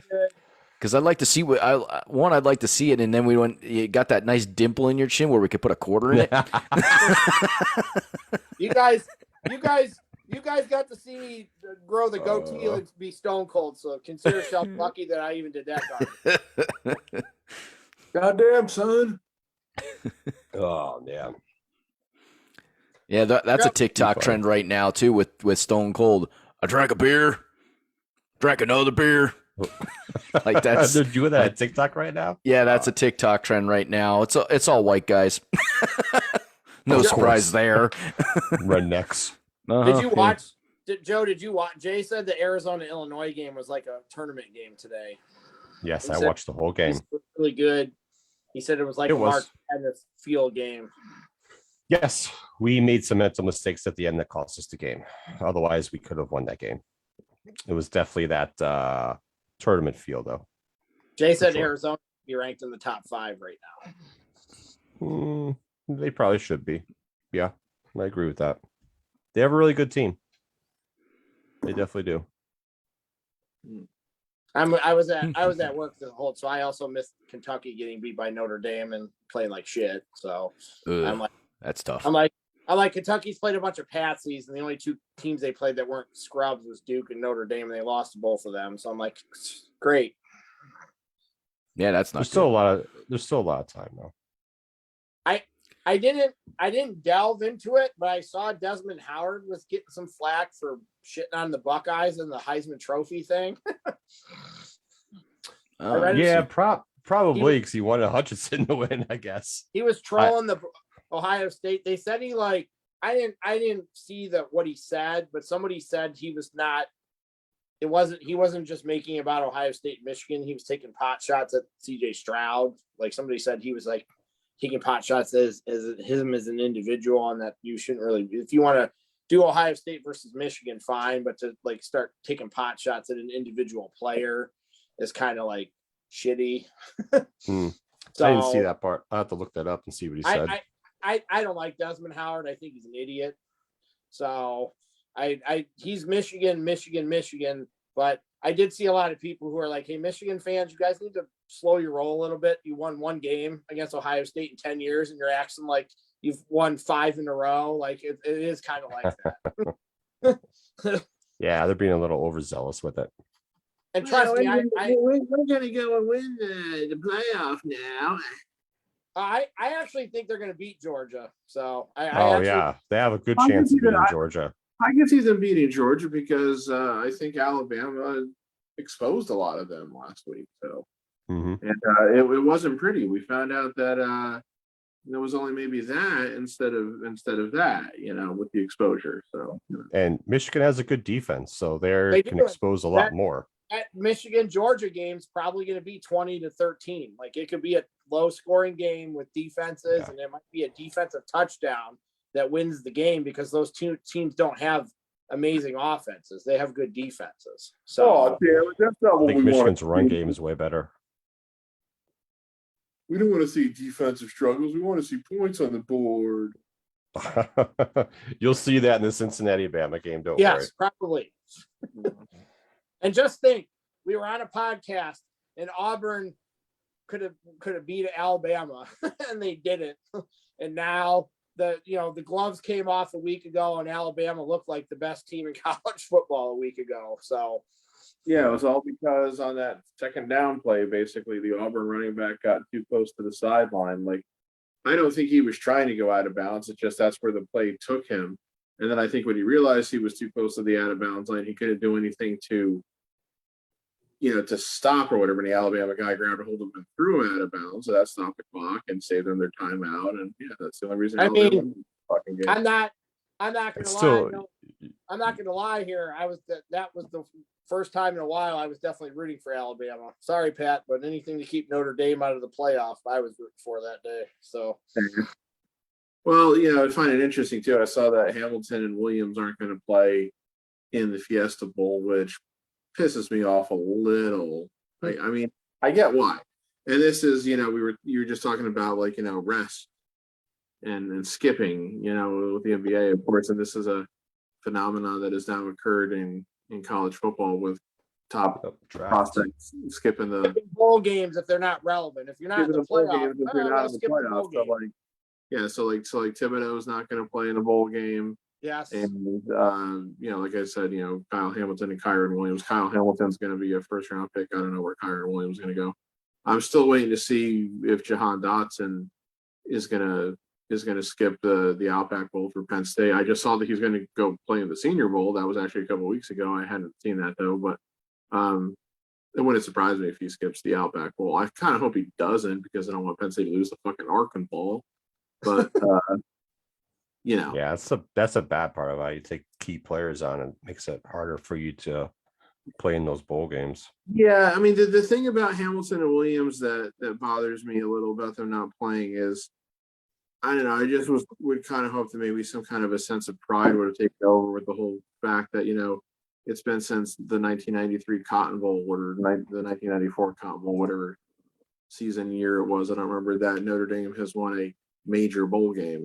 They've had plenty of times where they've been in major bowl games and gotten embarrassed, whether it was by Oregon State in the Fiesta Bowl or by Ohio State in the Fiesta Bowl or by Alabama in the national championship game or the semifinal from a year or two ago, whatever the hell it was. So, you think that maybe you just want to try to kind of end that streak, but I guess they figure their personal futures are more important to them than their school. How dare How dare you do that to them? So Desmond Howard really didn't even do anything that big of a deal. Like he just made a comment about the offensive line for Ohio State in their blocking. That's all he did. And granted, it was during the Heisman Trophy show, but that's all he did. It wasn't really that big a deal. He is an idiot. I'm not disagreeing with that, but most of those people on that College Game Day are idiots. Like I used to watch that. I haven't watched that in years because I want to punch all of them in the face at this point. So I just can't stand to sit there and watch 2-3 hours of a fucking pregame show for anything anymore. Like God, no, that's too much. The only times I ever tune into College Game Day anymore are at the end of the show when they're doing their picks, and that's really just out of curiosity more than anything else. You don't like any of the guys on that show? Not really. The heck's the one guy's name? He's been doing it forever. I like Howard. I like No. Howard more than I thought he would because I've never found him to be as much of a Michigan homer as you might have expected him to be. But again, I don't watch every single episode of every show. I think he is a homer. I think Herb Street is the guy who's not a homer. That's who it is, Herb Street. Yeah, Herb Street, and since we're talking like ESPN personnel here, and is very similar to Jay Billis in that they went to schools that I absolutely positively loathe, but they are not homers for those schools when they're like Herb Street. When they're broadcasting and when they're giving analysis. And, of course, we've Herb Street. I remember supposedly got death threats when he was saying that Ohio State needed to come clean with all the shit with Terrell Pryor and everything.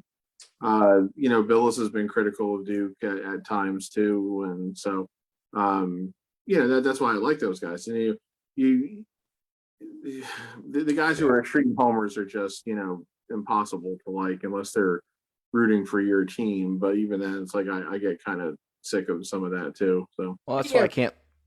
Go ahead, Drew. That's why I can't I won't listen to the Eagles broadcast when they my brother will listen to the guys call the game on 94 or 96 instead of listening to announcers from whatever station they're on because he likes that better. And I can't stand those guys because they're homer announcers. They just don't I get getting excited, but they should get, if you're calling a game, regardless if you're calling for the Eagles or whatever team, I always feel like you should get excited for both teams when they're doing something, but they I don't like homer announcers. It drives me nuts.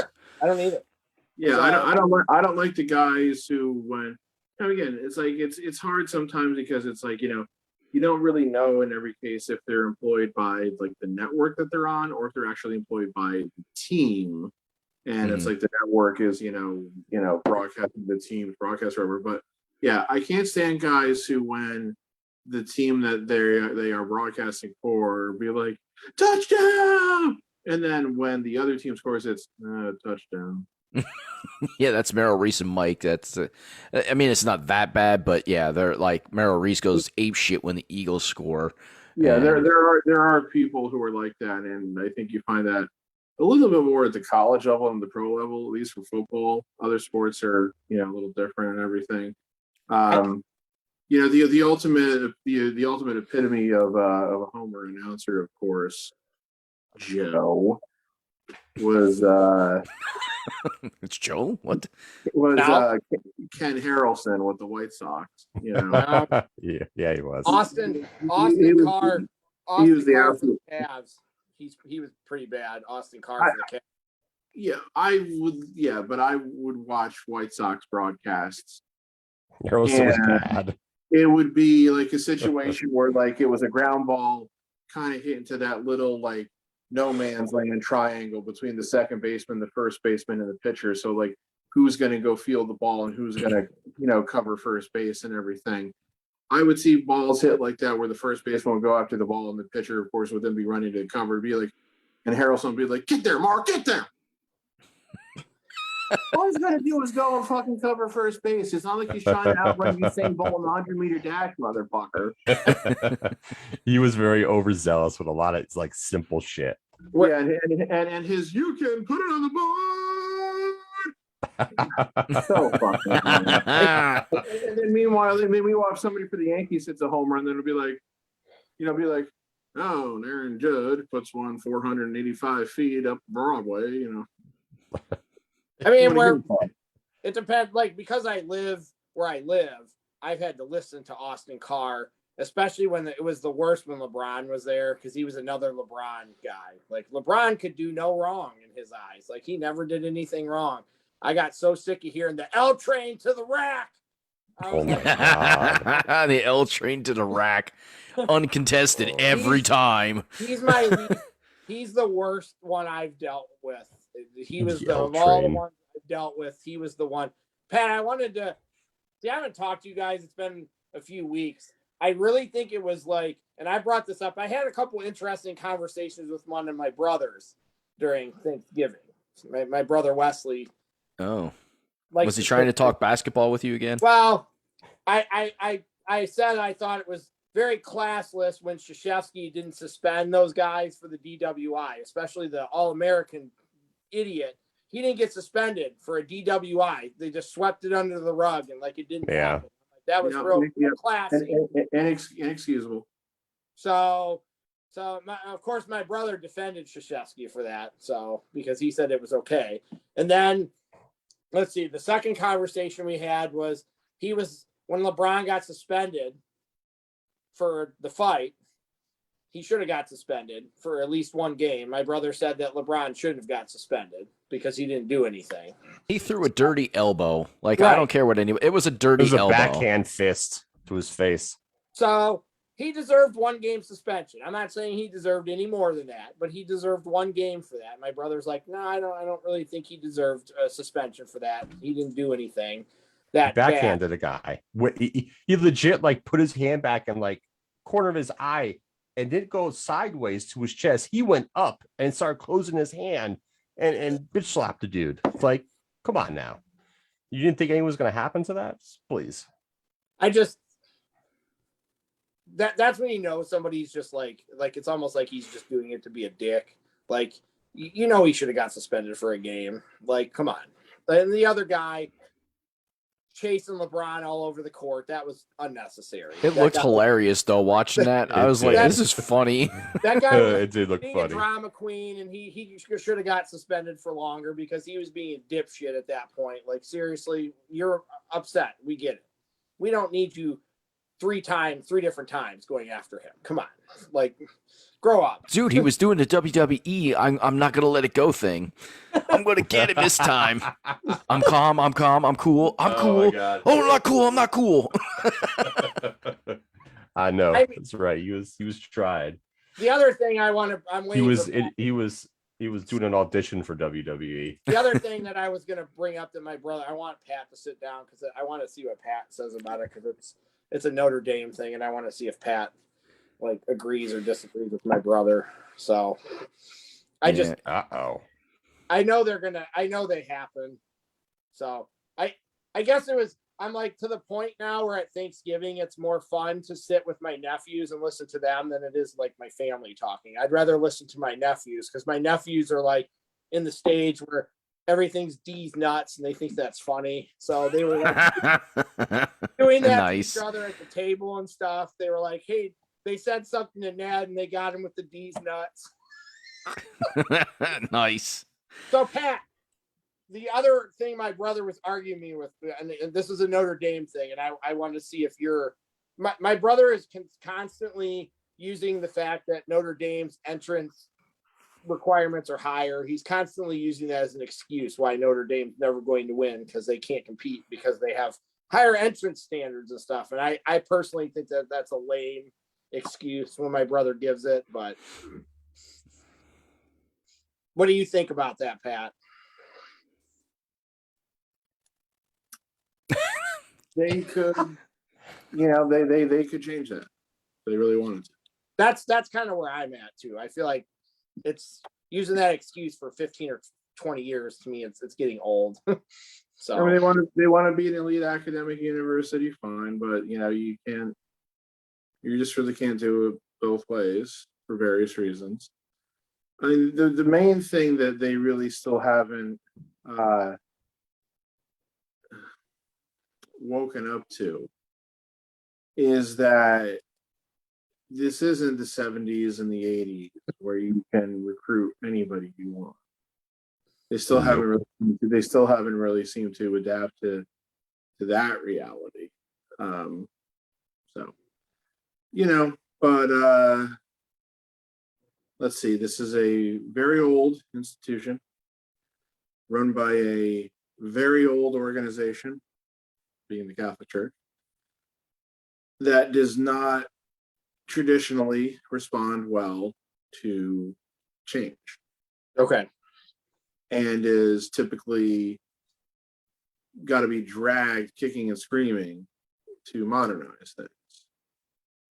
So that's really where I stand with it. Do I want Notre Dame to have excellent academic standards? Well, I didn't actually graduate from there, so I don't really give a shit. I honestly don't about their fucking academics. Yes, it's a great university and it's got a great reputation and it's well deserved. Unfortunately, due to my own failures, I am not going to ever benefit from that because I can never put on my resume that I was a graduate of Notre Dame. All I can say is that I went there, and I think pretty much anybody would see that, that I was there for 2 years and that my date on my undergraduate degree was over a decade later. I think most people would probably be able to surmise what happened without being told the whole story. So Notre Dame's academic reputation really doesn't mean dick. I'd much rather see them have success on the football field. But there's like as much as I don't like to use the shithole south of here, that school gets a lot of recognition for being a good school. Florida State gets recognition. So some of these other programs are pretty good colleges and they get acknowledged for that and they have different entrance standards. So you don't, just because you go away from that doesn't necessarily mean you're going to turn into a shithole. So so that's the thing that's weird to me is that, some of these other, like some of the other schools that are prominent football schools, they have good academic programs at those schools and they get accolades too. So it seems weird to me it's almost like Notre Dame thinks, oh shit, if we stop doing this, all of a sudden we're going to be 25th instead of 5th and we can't have that happen. They want to keep the standard with the Ivy schools.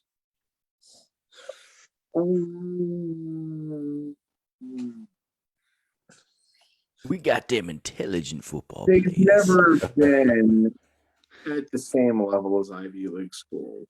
I don't know that I've ever They seen. want to be like an Ivy League school. Right. They're look, I mean, the Ivy League schools are always going to be above everybody else academically. Notre Dame is more interested about staying on the same level academically as Stanford and MIT and like the non-Ivy League schools that are always like regarded as like the high academic schools do.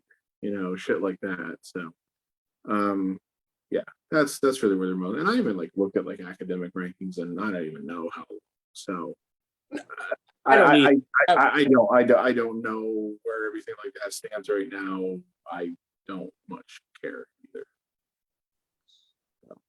That's why I asked you, Pat, because it struck me as something that I didn't think you were necessarily going to agree with my brother saying that. So that's why I brought it up, because I thought my brother I felt like he was reaching and just. No, it's largely become excuse making. And it's really like, if you have to keep on falling back to the same old excuse, well then obviously that's not the way to do it. Then if you want the success there, like, where do you want the success? In my pants. And that's very, very, very troubling. What do you say in your pants? You want in your pockets? You want it between your legs? Yeah. Cash in your pockets? Cash in your pockets, or cash making in my pockets? I already have the other kind of success. Oh, well, hey. But no, it is really like an old tired excuse, and I'm just not really like interested in hearing about it anymore, because again, you could do something about it. You don't have to drastically lower standards either. We really don't. And I mean, the other thing too, and I can tell you I saw firsthand. And Get this is on why with I it. was Yes, get over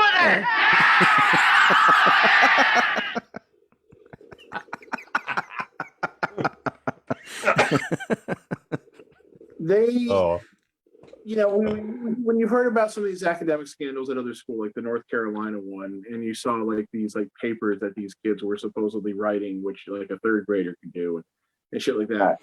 Yeah, Notre Dame obviously holds to a higher standard than that, but it is the job of like the football staff and everything to make sure that the football players are doing everything that they have to do to succeed academically, so that they retain their eligibility, they don't fall under that level and everything. I sat in like review sessions, which were like, not regular class sessions, or they were like review sessions because like there were tests upcoming and everything. And you'd see several players from the football team there, but you wouldn't just see the football players there too. There would be like coaches and handlers that were there too, that were basically making sure that they were there, one, and that if they had questions and everything, that they were getting them addressed right then and there. So they were basically there to basically make sure that the football players were asking questions if they needed to, and that they got like any kind of help and assistance they needed. So the support system is there, so they could have it both ways if they wanted to. Again, they just, yeah. I saw, and I'm gonna change.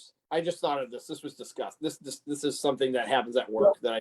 Well, just real quick, I honestly think that the biggest thing that's going to hurt Notre Dame anymore, like going forward, is not so much the academics, but the location, because it is in a pretty shitty location in terms of weather and everything. So that I think will actually hurt Notre Dame more going forward than academic stuff. Their slogan when they recruit kids: "Would you like to come play in the cold and freeze your balls off? Well, we're the school for you." Well, they're not. They're really not gonna play and freeze their balls off. I mean, they will get some cold weather days in November in Notre Dame, certainly, but it's the spring semester in January and February where they're going to be suffering from cold and snow much more often than during the football seasons. You guys obviously, some of you guys used to work in retail. I think it's really gross when women keep their money like in their brassiere. Like, and I had that twice today. I had you got some boob money. Nice. Nope. And is that where you keep yours too, Pat? You got some sweaty titty money there, I guess. It was gross. It's so gross when they do that. I'm just like, how do you think that that's like sanitary, or do you think that that's okay? Excuse me, I don't want tick COVID, okay? Stop passing me your dirty titty money. Yeah, I would definitely be saying to somebody, if they tried to hand me money like that right now, saying, you do know we've been going through a pandemic for goddamn near 2 years now, and you want to hand me money out of your breast? How do I know that wasn't in your armpit too? But I'd inevitably get in trouble for saying that. That's COVID. That's COVID variant T. T-I, double T-Y. It was a nasty woman too. Oh yeah, it's never like the hot chick that's got her money in her boob. It's always the one you're like, oh god, like really? Slab hanging from their arm. I mentioned earlier I was at the mall. Joe. I was actually very surprised because back when I worked retail, like there always be extended hours throughout December. And the mall I think was open today from either 9 to 9 or 9 to 10. And I'm like, I remember when that mall 2 Saturdays before Christmas would be open 7 to midnight. So I don't know if this is just all I hated those days. Me too. Right. Not everyone's doing it, Pat. What I was like trying to figure out is like, is this just because of like COVID and stuff, and like the demand is not there for people to be shopping in stores, or is it because again that they claim they can't get people to work in the stores, or there's a lot of it depends. different It depends things. on the store itself, I think. Yeah, Because some stores are doing it and some stores are definitely not. Right. So it's a little hard to tell and everything. I just found it very interesting. I mean, but then when I was picking up my car from Jack Williams, I got a flashback to the good old retail days of, you always hear like, the customer is always right. And I got the big flashback to how that was and always will be a big crock of shit, because I'm just trying to pick up my car, Jack Williams, pass inspection, no problems. But I wanted to ask the guy one question about like a noise I've been hearing occasionally with like when I'm backing out of my space first thing in the morning. But there's this two guys next to me, guy who's like 45 to 55, and his like 75-year-old father. And they're complaining that they bought tires 4 or 5 weeks ago, and they've had to fill them up already twice, right? And they were insisting that they get new tires. And the guy, who was the guy who I dropped my car off with in the morning, was trying to tell them that it couldn't be the tires for this reason or that reason. I can't remember what he was saying was the reason that it couldn't be the tires, because these two motherfuckers were not letting him get a word in edgewise, trying to explain what it could be, and that they would look to find what the problem was and everything. And like the father, the 75-year-old guy, was getting more fired up than his son was and everything. And he's like, that's bullshit. But I heard him saying, Joe, you'll appreciate this. Being the old cell phone troubleshooter. The guy went and said, we got 4 different kinds of tires and they're all doing the same thing, so it's got to be the tires. And I wanted to go, oh my God. Excuse me, sir, can you repeat that? Did you just say that they're all different types of tires and they're all doing the same, they're all exhibiting the same problem, so it must be the tires? Did you say that in your head before you said it out loud? If they're different fucking types of tires and they're all having the same problem, guess where the problem is almost definitely not? The fucking tires. I'm just wondering I'm just wondering if at Jack Williams they're like, you know what, we're gonna sell this guy 4 different types of tires, put 1 different tire on each fucking rim. But I was just saying, I'm like, oh, this poor guy who has to stand there and take this bullshit from these morons who think that they know the answer when they don't know shit. So, and I'm just saying to myself. I'm just saying to myself, let's see, the last day I worked in retail was not counting the greatest day of your life. Not counting my little stints at Five Below working for our friend Pat, which was mostly overnight stock. I was usually never there when customers were, but let's see.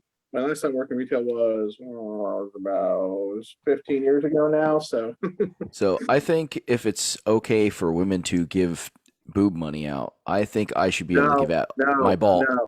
Yes, I should. I'm going to give out ball money. I'm going to go to the store tomorrow. I'm going to pull out some money from my waist I'm gonna pull my jogging pants down, pull it out from right between my underwear. Here's right your there. crotch cash. Right here, baby. Here you go. Pull out that money and slap it on the fucking register. That's what I'm gonna do. See, I'll give you a reason why I would not do that. If you're gonna start pulling something out of like the waistband of your like running pants, somebody may think you're reaching for that. So maybe not do that. Just a sec, it's right here.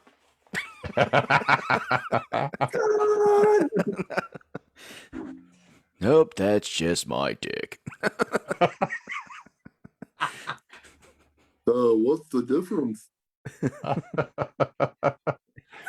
want My to dick's grab not my loaded pistol? Go ahead. My dick's not loaded anymore. That was good, Jeremy. That was good. No, it's not. No, it's not. Oh man. Don't worry, officer. I took care of it before I came in. I'm trying to think if there's any clips, Jeremy, that you can go look for. Some good wrestling stuff. Well, the important thing is, I know Joe did, but Pat or Jeremy, did you see the CM Punk MJF promo?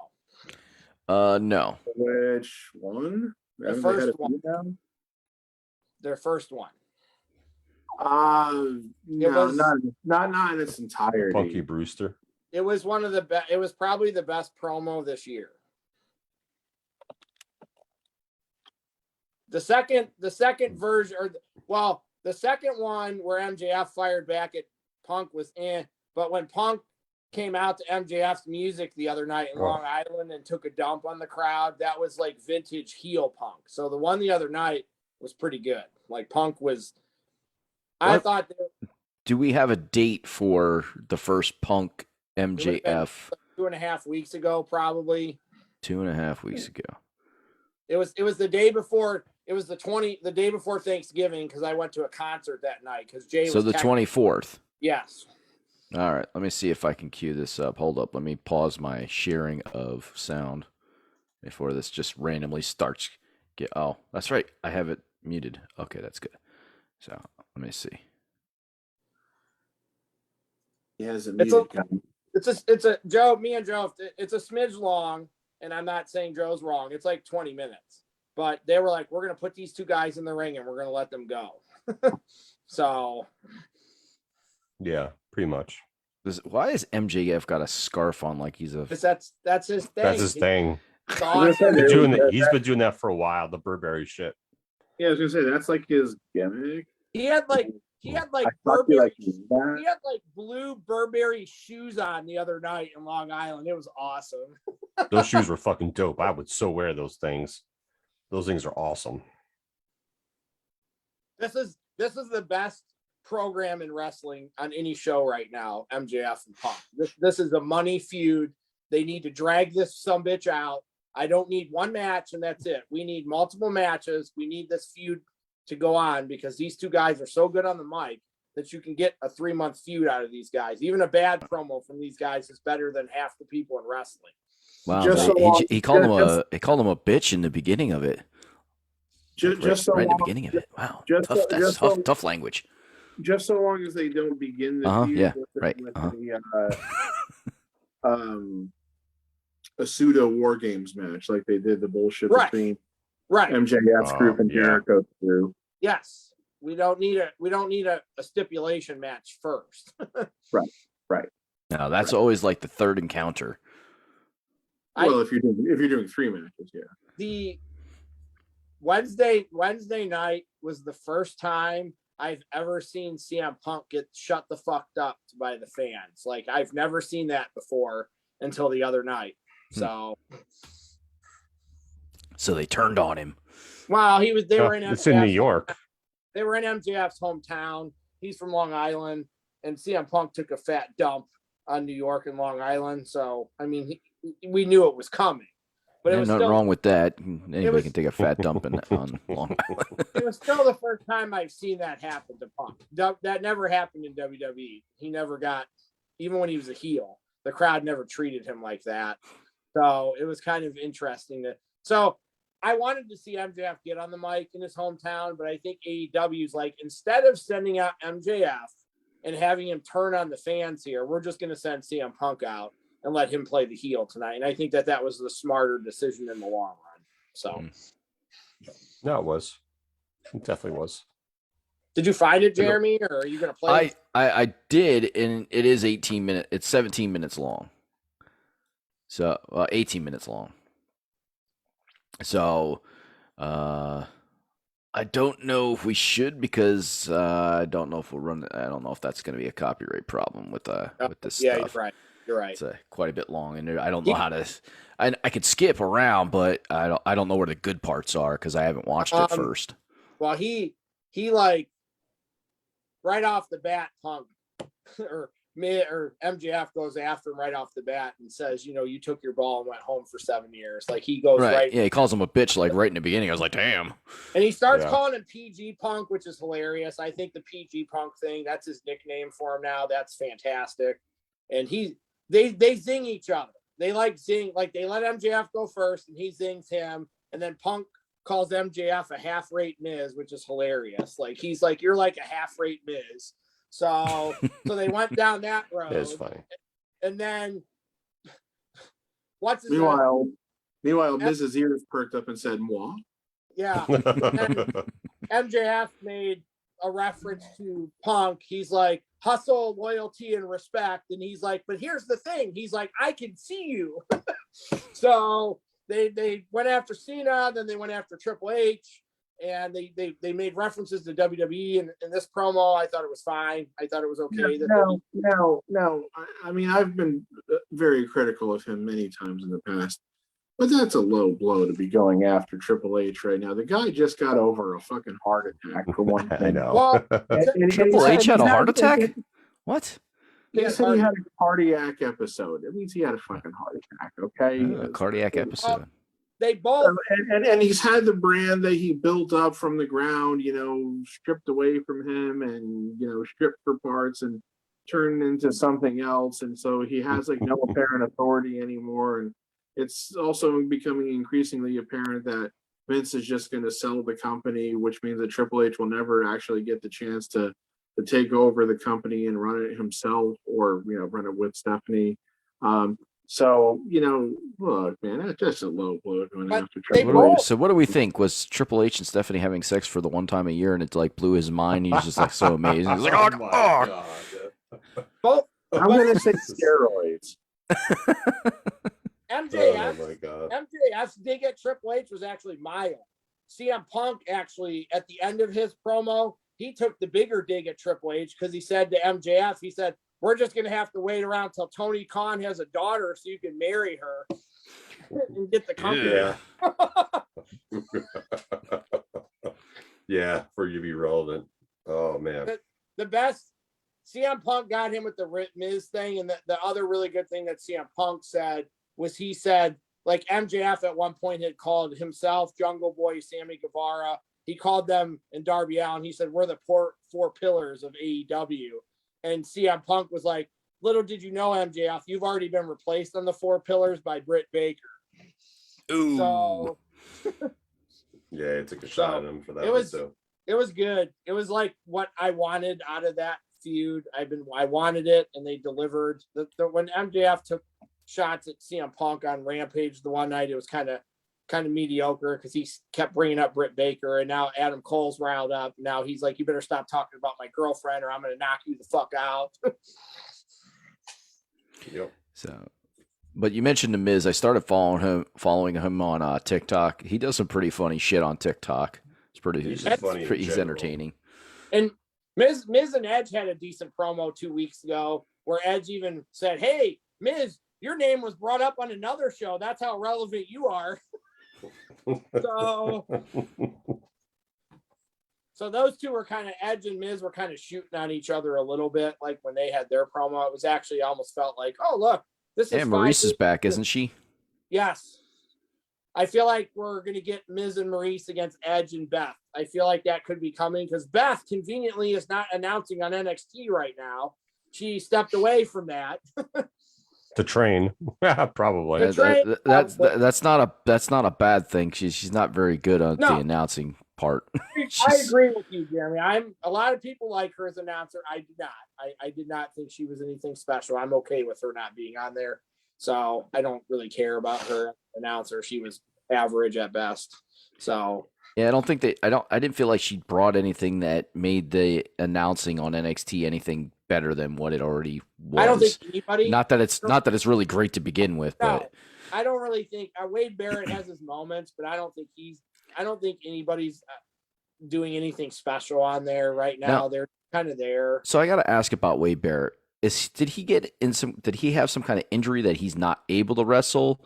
Realized that he wasn't going to make it as a wrestler and just said, okay, well, how can I still be involved? I think he realized he wasn't going to make it. I think that's part of it. And this is his another avenue to still be involved. I think that's most likely what happened. Mm-hmm. So he's also 41 years old now too. So okay.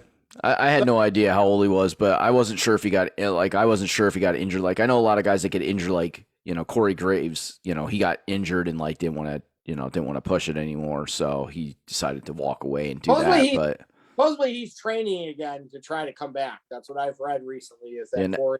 Ever since freaking Bryan Danielson and Edge have been able to come back from their, neck injuries, everybody's like, oh, I can do it too. Let's everybody come back from a neck injury. It's like, oh man, not everybody needs to try and come back. And when Pat was texting, as much as I don't dislike Corey Graves like Joe does, he needs to not ever announce matches with Carmella because he is annoying as fuck when he's announcing matches that she's in. He is fucking. I can't stand him. He should not be allowed to announce matches with her. the thing that really annoys me about him, and the Carmella matches have become beyond intolerable at this point, is that there's never a good consistency with him in the way that he treats certain people. And like I remember you said like, well, he was always this way about like Sasha or some other people, but what I mean is it's not about like individuals necessarily. There are certain times where he'll be like really serious and analyzing the match, and I think he does a good job of that. But then all of a sudden he'll go way into storyline mode, where he just starts saying like the dumbest shit imaginable, and it could be about anybody. That's the problem too, is that it's like the old pendulum thing where it just keeps swinging back and forth for 10 minutes he'll be over here being a serious announcer or analyst, but still sprinkled in with like the heel comments and everything. And then all of a sudden he'll just become this like ridiculous, over the top, oh my God, can you believe that, the face dared do that to the heel, that the heel did to the face, every time up till now, that kind of stuff. So that's why I find him intolerable. The problem, of course, is that the playoff between him and Saxton makes me want to strangle myself, because between the two of them, I think they're sharing a quarter of a brain. Yes. They did this really dumb. I thought it was dumb. They did this like last night, the main event, because Roman wasn't there. So they had to find a way to do something because no Roman. So they did this 3-way tag team match with the New Day, the Usos, and the RK Bro. And you could vote for who's the best tag team in WWE right now. And it had to have been fixed because RK Bro won. And I would not have voted for them. I don't even like the New Day. And I think you can't say RK Bro is better than the Usos and the New Day at this point. Like the accolades for both of those other tag teams, like how can you, there's no planet where RK Bro is the best tag team in WWE right now. So I laughed when I saw the results. I'm like, this is fixed because there's no way people are voting for them being the best tag team in this federation right now. And the Usos and the New Day are like all-time type tag teams. Like, yeah, damn, how can it be one of the best tag teams when birds fly out of his ass? So I kind of chuckled with that when they were doing that last night. I'm just like, okay. And then the New Day won the match, and I'm just like, does it really matter which one of these? It doesn't. I, of course, was very happy when the PWI tag team list came out this year because all's right in the world because the Young Bucks are number one. So who was number two? the Lucha Brothers, and that's who it should have been. Who does number 2 work for? No, I'm just curious as to who they would have. There I know. was the Usos were 4, and 3 and 5 were like tag. I don't know who the tag teams were. They were not tag teams from AEW or WWE, or it was not somebody who I recognized. So like not even like the Briscoes or anybody like that. No. Okay. I know who they are. These are They're people. right. That's why I figured you did. So I don't. But yeah, the Usos were 4. Now I've not. All anybody's released is the top 5. Nobody's released past there. You have to buy the magazine to find out the whole list. So, but the top 5 came out. So, Come on, Darth Pat, hack into that shit. Get the rest of the list. I told Joe this, and I've told multiple people this week, and this isn't even really other than Bobby Fish. We're not even talking about the people that WWE cut this year. They lost Daniel Bryan, Adam Cole, and Johnny Gargano. Those 3 guys are probably 3 of the top 5 or 10 best wrestlers in the world, and they lost Bobby Fish and Kyle O'Reilly, who's one of the best tag teams in the world. This year, they lost that. Not even all the other shit that they've lost. They let these other guys go and didn't re-sign them. So Because they don't fit WWE's Vince McMahon mold. and then think about everybody who they cut from last year too. So I'm more surprised when they cut somebody that fits the mold of the WWE that Vince likes. Like Braun Strowman. I was surprised, not that he needed to stay, but I was surprised because he fits that. He's like that stereotypical WWE Vince guy. Yeah, he is. I don't know how much longer the stereotypical Vince guys. I don't know how much longer that's going to work. Well, it hasn't worked for a long time already, but Vince doesn't seem to like want to fully recognize that. I don't know. As long as I say that. And I'm not gonna go into explicit detail because to each his own. Everybody listens to. I've listened to all 4 of the Freddie Prinze podcasts about when he worked for WWE, and they're pretty entertaining. So he's not talking about this guy being better than this person. He's just telling stories about when he was a writer for WWE. So I couldn't even imagine being a writer for that company. Like the amount of shit that you have to deal with. He has no ties to them anymore, so he hasn't really taken a dump on them, but he's definitely said, I didn't agree with the way they did this, and they definitely held people down, and their reasons for holding people down are really stupid sometimes. He's definitely said that at least already. Yeah. So Pat, the other tag teams, one's from New Japan, the other one's from Goddess of Stardom. Okay, well that Udo, other one I definitely wouldn't know, the Goddess of Stardom. So It's ALK from Goddess of Stardom and the Dangerous Techers from or Teekers, however you want to say it, from New Japan. Those guys I know. Oh boy. I was just looking at the Wrestling Observer Newsletter Hall of Fame ballot for 2021, and the way he does it is interesting, but Why? I don't understand some of the candidates sometimes. Like, I don't know if you know this, but like in recent years, AJ Styles and Kenny Omega have been inducted already, even though their careers are not over. Now, Styles, he's definitely more towards the end of his career. I don't know if you could say that about Omega, so I'm not so sure Omega should have ever been on a ballot yet. Just because, again, I know, but he's been wrestling for a long. It's not like he's been wrestling for 5 years. Oh, right. I'm not saying that, but I'm just saying that I think maybe that, like, you can hold off on some people like putting on that ballot. So just like this year, his modern performers in U.S. Canada candidates includes. I'm not giving you the whole list. I'm just giving you the ones that I find a little like, why are they on this ballot? Nikki Bella, but not Brie. Charlotte Flair, who's still right in the middle of her career. John Moxley, same. Seth Rollins, same. And then there's also got Randy Orton and CM Punk. But in Orton and Punk's case, I would say they're much more at the end of their careers, as opposed to being right in the middle.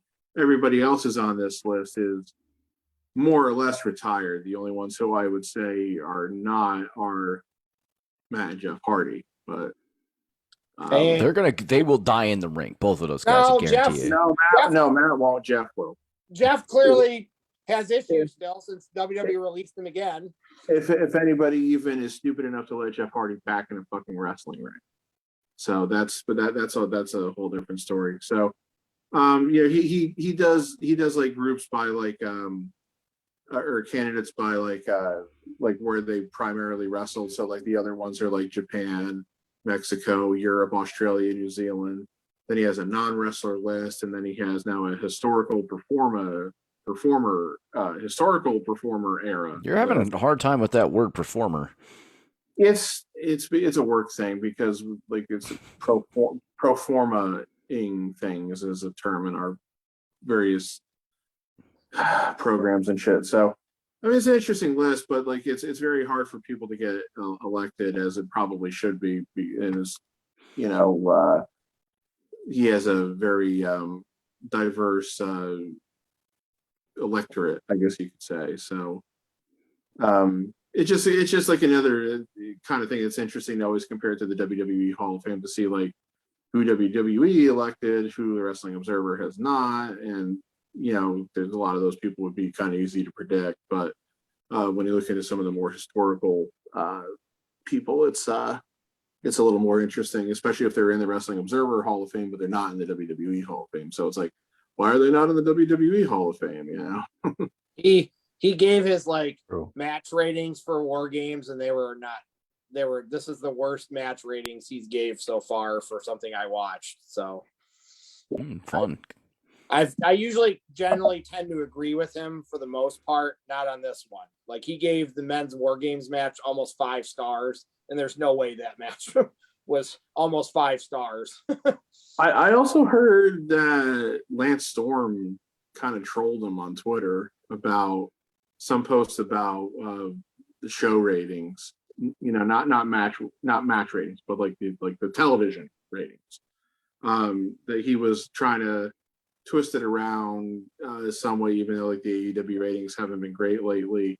And Lance Storm, I guess, said something which he thought was obviously a joke, and Meltzer didn't take it as a joke. And Meltzer came back with some like long thing about, well, yeah, but if you look at this, you're gonna have to see that the blah blah blah. And then Storm had to like reply to him, Dave, it was a joke, and Meltzer got pissed. I just think that's pretty funny when he's taking some of this shit a little too seriously anymore. For the most part, yeah. I find it funny. All right. Well, on that note, but do we have anything else that we want to quick to talk about? Well, just because we mentioned real quick, I mean, I really hope Jeff Hardy straightens himself out, but it's like he needs to. He's had so many chances to do it, and it seemed like if the reporting that I saw about this is accurate, they basically told him, Jeff, you got to go to rehab. He said no. And they're like, well, then we can't have you work here anymore, which is a perfectly reasonable response. So he's playing the Amy Winehouse card? Yeah, I guess, Yeah. I know what you mean. I know I'm familiar with that song, but yes. It's kind of amazing. It's kind of amazing in a lot of ways that he's still alive as it is, but it's like I really thought that maybe he had finally put the stuff behind him, and obviously not. So. And he supposedly WWE's paying for Moxley. It's not even AEW that's paying for Moxley's rehab. It's WWE. That's what I've seen multiple reports saying WWE's paying for Moxley's rehab. So that's interesting on a few levels, but I do applaud WWE for doing that. So I hope Jeff does not end up in AEW. I wouldn't want to touch Jeff if I was anybody right now. No, it would be completely irresponsible for any wrestling company, whether it was AEW, Impact, ROH, NWA, MLW, whoever. It would be completely irresponsible for any organization to sign him and use him. Right? it just feels like the traveling on beat on the road just too much for him anymore. Like he keeps relapsing back into his old days, or like have the thoughts of doing it, because something definitely happened if this is the case. So I think it Yeah, just needs to be time for him to coast on out. Yeah, but at the same time, if let's say he signed with an organization that only does tapings like once every 3 weeks, they do no touring. So you'd only have to fly into like location X, once every 3 weeks to tape 3 weeks worth of shows. Would you even trust him to do that right now? I wouldn't. No. I thought that WWE Monday night had a chance with Liv fighting Becky in the main event. I felt like they had Liv's she could be a star, and I felt like they missed the opportunity that night. Becky doesn't need the belt right now, neither does Charlotte. So I felt like Liv, that was a night for Liv. I felt the whole night like Liv was going to win. So I felt like they missed an opportunity there. Even if she only has the belt for 6 weeks, I felt like they missed an opportunity. And then they wonder why they can't do anything, because the fans like her. She's got a following. People are into her. She's not a superhero like Nikki Ash, the crap that they did to her. This isn't that same kind of character. She's actually kind of gotten support her own way, just her character and stuff. So I felt like they missed an opportunity. And for Becky to grab the ropes again, we did that 2 matches in a row, so we're turning her full heel where she has to grab the ropes to win matches. So I think feel like they're saving something big for that later on, though. Yeah, I totally agree with you. I had Raw on for the last half an hour or so on Monday night because I was setting up my Christmas tree.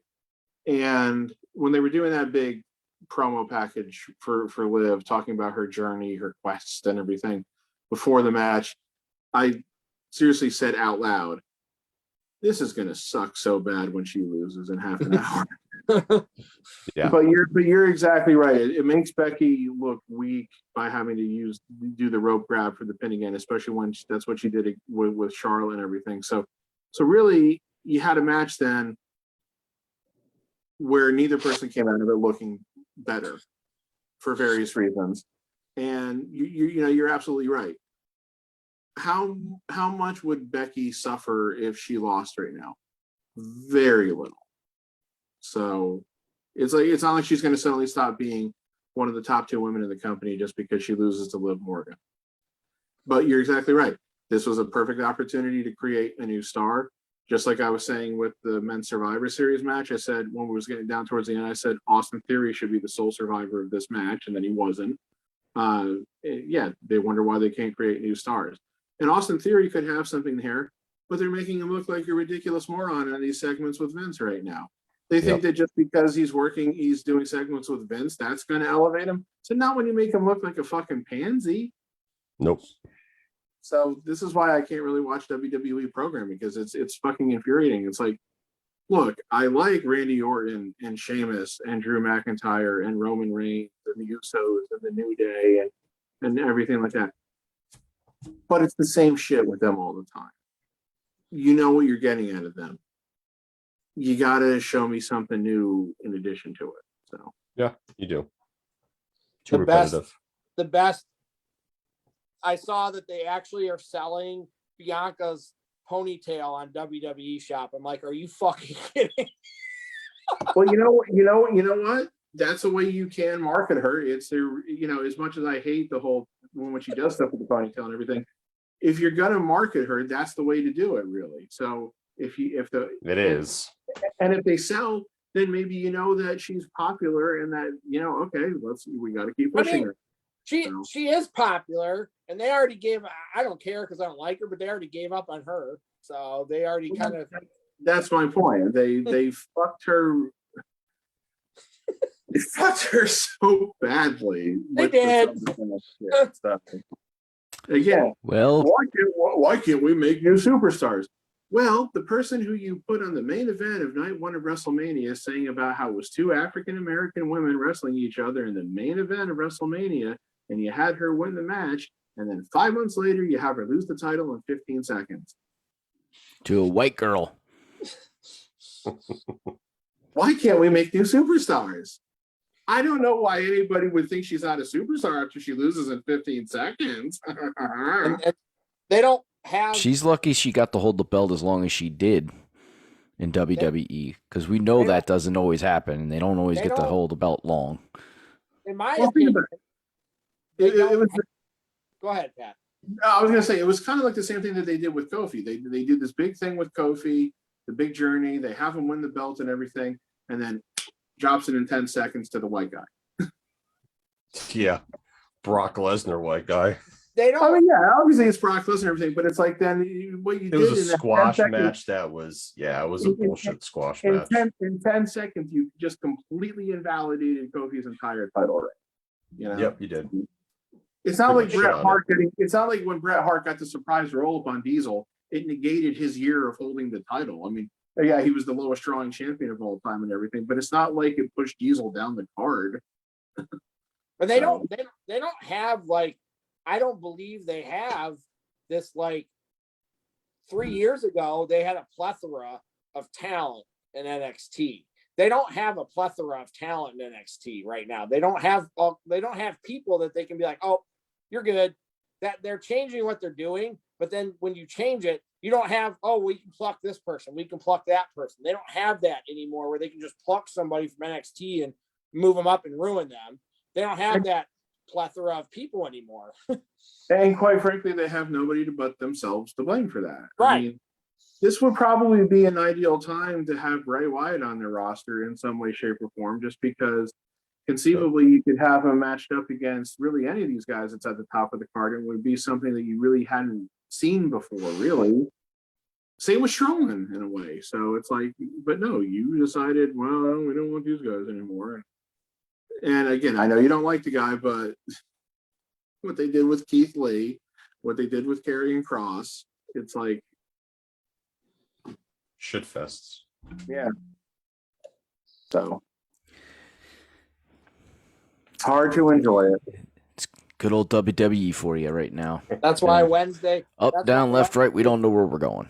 That's why Wednesday night is the best night of the week right now for wrestling, because the WWE or AEW doesn't always put on an A+ show, but they don't really shit the bed right now either. They don't put on shit shows. So you pretty much are going to get something good out of that show. They have enough good wrestlers on that show that even if they're not featuring Daniel Bryan or Adam Cole, they have enough other people that they can feature. I mean, yeah, no, we don't necessarily need to see Cody go through a flaming table in a regular match like we did 2 weeks ago. No, that's something else to make a mockery of it. But yeah, like I turned on AEW a few times on Wednesday night, and like I turned it on towards the end of the show and saw Malachi Black all of a sudden just interrupt a promo, because of course you can't have an uninterrupted promo on AEW. But he like it.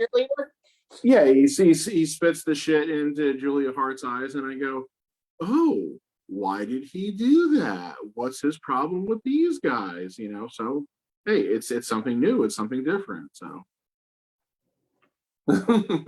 See where it goes. yeah.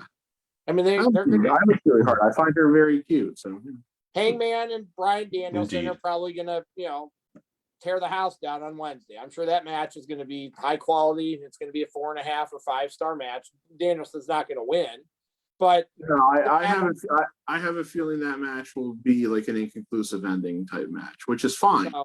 Well, yeah, Kenny's gone for 6 months right now. We're not seeing Kenny for 6 months probably. So Right, but what I'm also saying is that you can extend Paige and Danielson out to what is it, February? yeah, they need to extend Yeah. it, because I actually really think MJF Punk's going to put MJF over, and I think MJF may potentially be the next person. He may be the person that beats Hangman ultimately in this. So Very well Okay. so. All right. Well, with all that being said, we're going to call it a night here. We had a lot of wrestling talk, had some football talk, had some bullshit talk. So we just want to thank everybody for tuning in, either live with us on Facebook or catching us on YouTube later, or anywhere else that you catch your podcast for the audio version. And I don't have my list in front of me, so I'm not trying to go through the list because I don't want to screw it all up like I normally do. So I don't know where I have my little orange notebook. I don't know where I have my little orange notepad that I have that particularly written on. So I don't look like an asshole and screw it up 6 times. I just won't go through the list. Oh God. So, but we do thank everybody for watching and listening You because just we made do. the list. That's right. I just made the list. Now I just lost the list. But we'd really do appreciate everybody tuning in and watching or listening to us. We hope you're as entertained as we are with ourselves. And with that, we say thanks for watching. Have a good night, morning, and afternoon, and we'll catch you on the next episode.